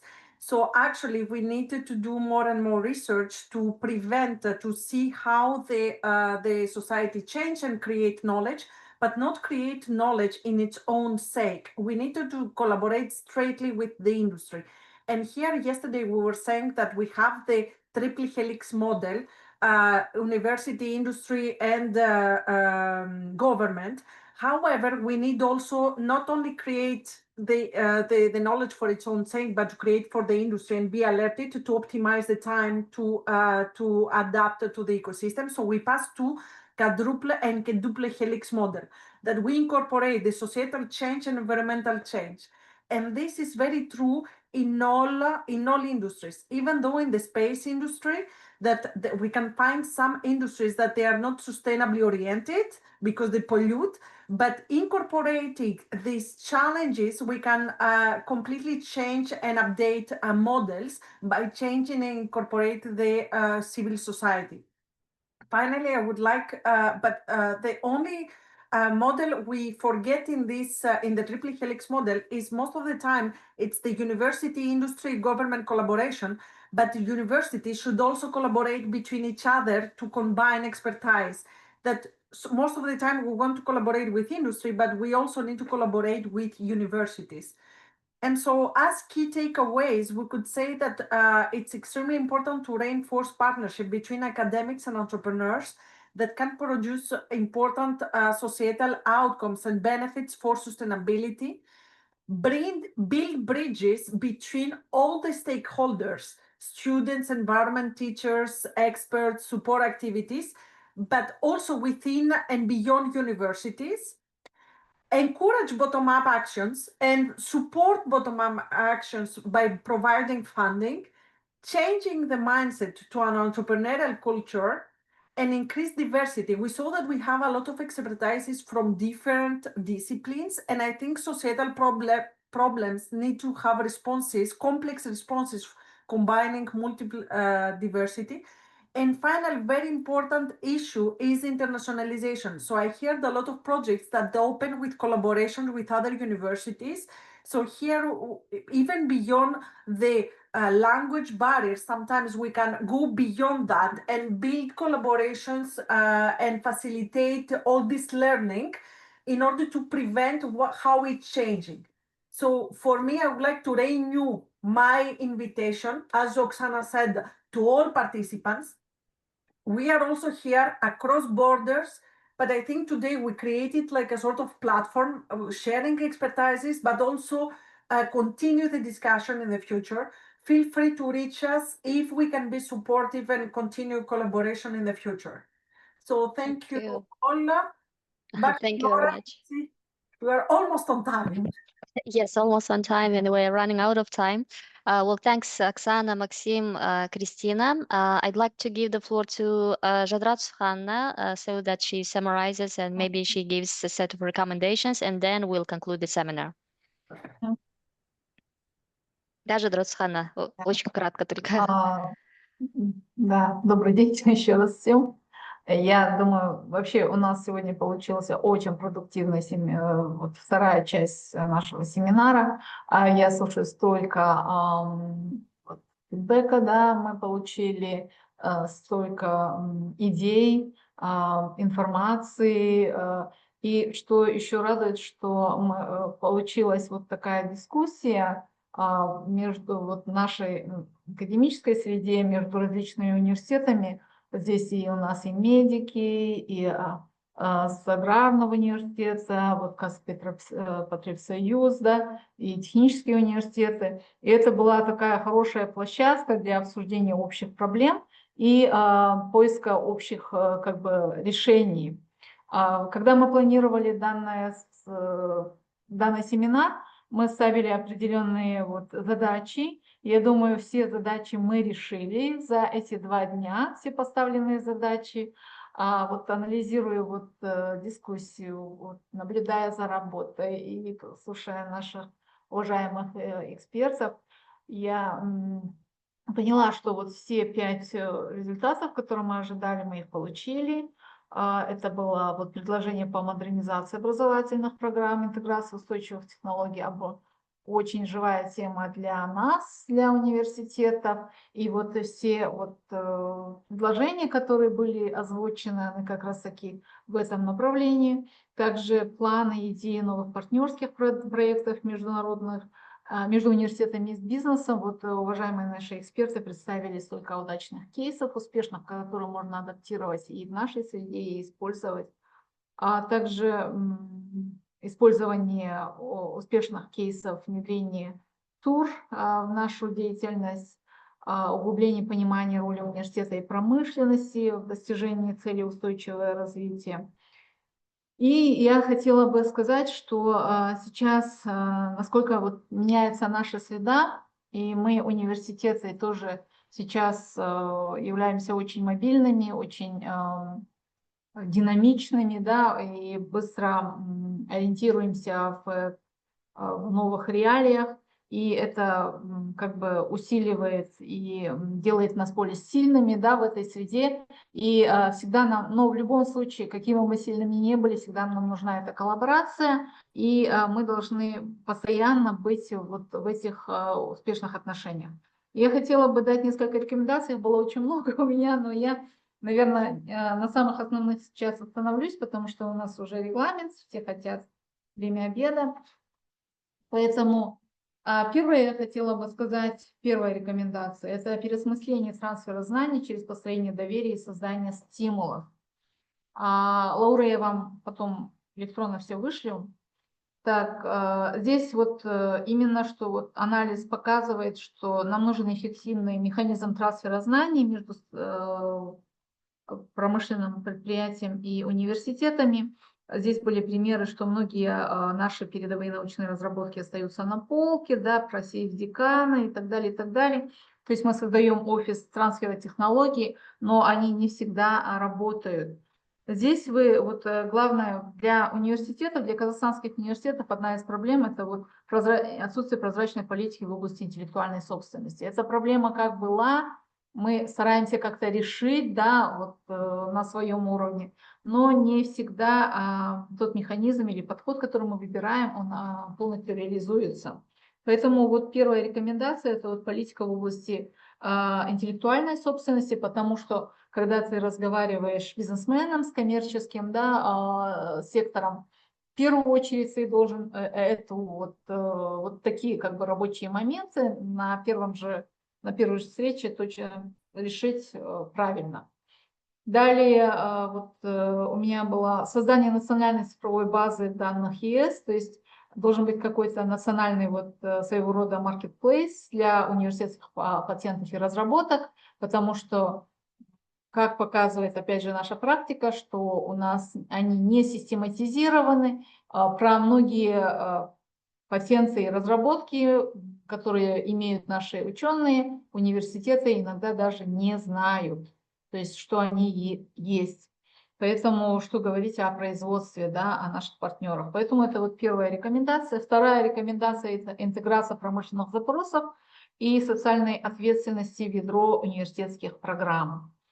Да, сейчас мы все университеты очень хорошо работаем с бизнесом, очень хорошо работаем с предприятиями, но иногда получается, что это только, ну, опять же, да, мы прислушиваемся, но просто прислушиваться это не всегда верно, потому что иногда предприятия тоже не выбирают правильную, да, политику, поэтому здесь надо именно исходить из того, что правильно. Поэтому вот как раз-таки имплементация целей устойчивого развития, да, проектные, для этого нужно постоянно иметь какую-то площадку общения, да, вот как многие университеты говорили, что хакатоны мы проводим, вот Оксана, да, стартапы, хакатоны. Это как раз-таки те площадки, которые сближают нас с производством, где мы на одном языке разговариваем и решаем общие проблемы, и мы где-то им подсказываем, а где-то сами у них учимся, поэтому чтобы больше было вот таких площадок на уровне университета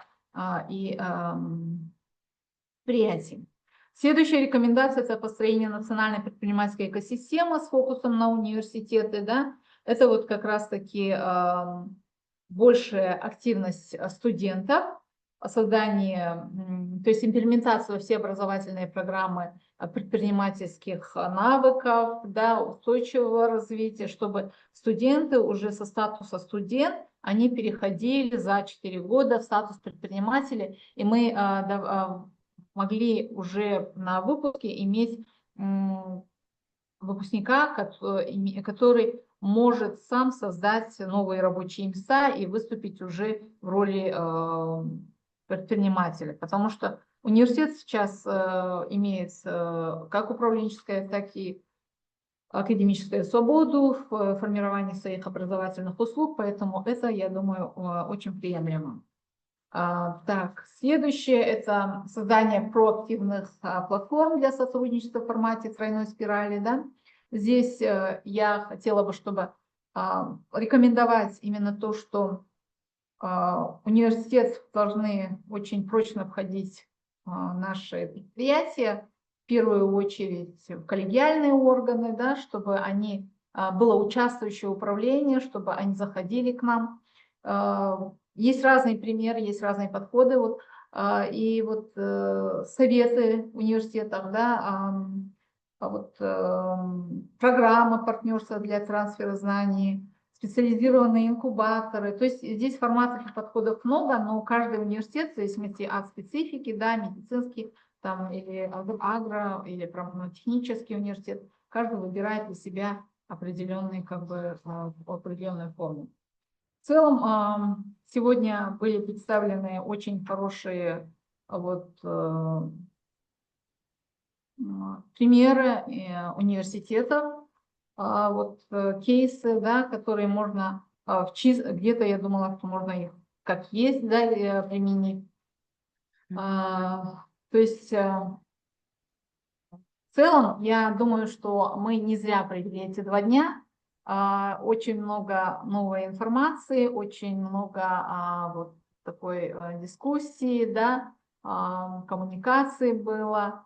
Я хочу поблагодарить наших экспертов, наших спикеров, которые сегодня вот организовали эту дискуссию, и как вы сами в этом участвовали, как вы работали в этих группах. Все супер. Спасибо вам большое. Лаура, вам спасибо за организацию. Спасибо большое, Жадрат Ханна, за идею, за резюме нашего семинара и за рекомендации, которые вы озвучили. Мы их обязательно включим в наш отчет по семинару. Коллеги, сейчас уже приближаемся к концу семинара. Я бы хотела всех попросить включить видео. Когда мы проводим офлайн мероприятия, мы всегда в конце делаем групповое фото. Давайте сделаем групповое фото только в онлайн режиме, чтобы я сделала себе скриншот. Так, еще включаем по возможности. Отлично, спасибо, коллеги. Всех вижу теперь.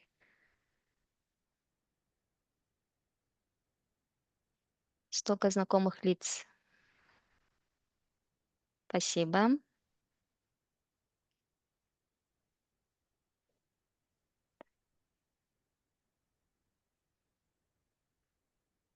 Все сделала. Спасибо большое. И еще одна просьба. Сейчас я запущу опрос. Да, надо будет ответить на 4 вопроса.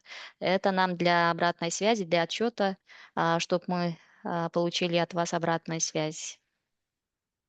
Сейчас на экранах увидите 4 вопроса. Просьба ответить, и потом мы уже завершим наш семинар.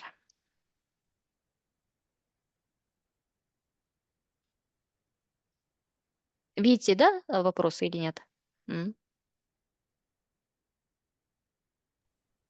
Да, видно. Спасибо.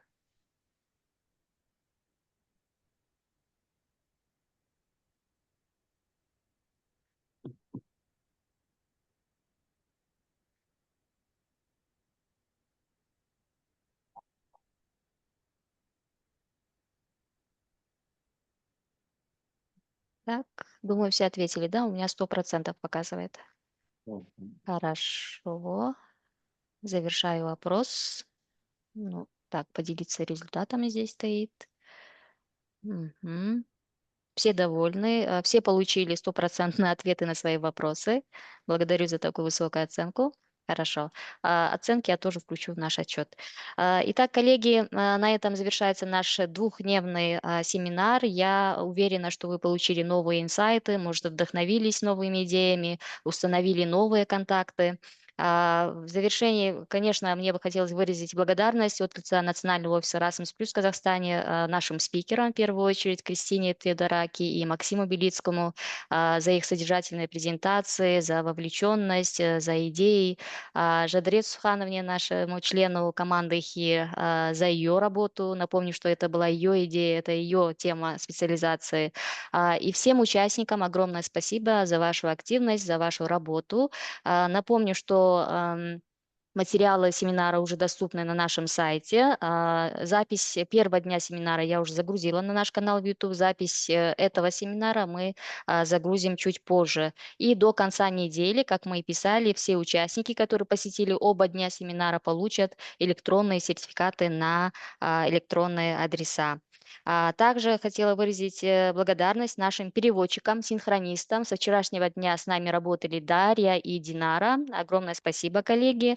У нас было очень хорошее количество участников. Первый день 112 участников, сегодня 96, ну, к концу осталось 50, но все равно это очень хорошее количество участников.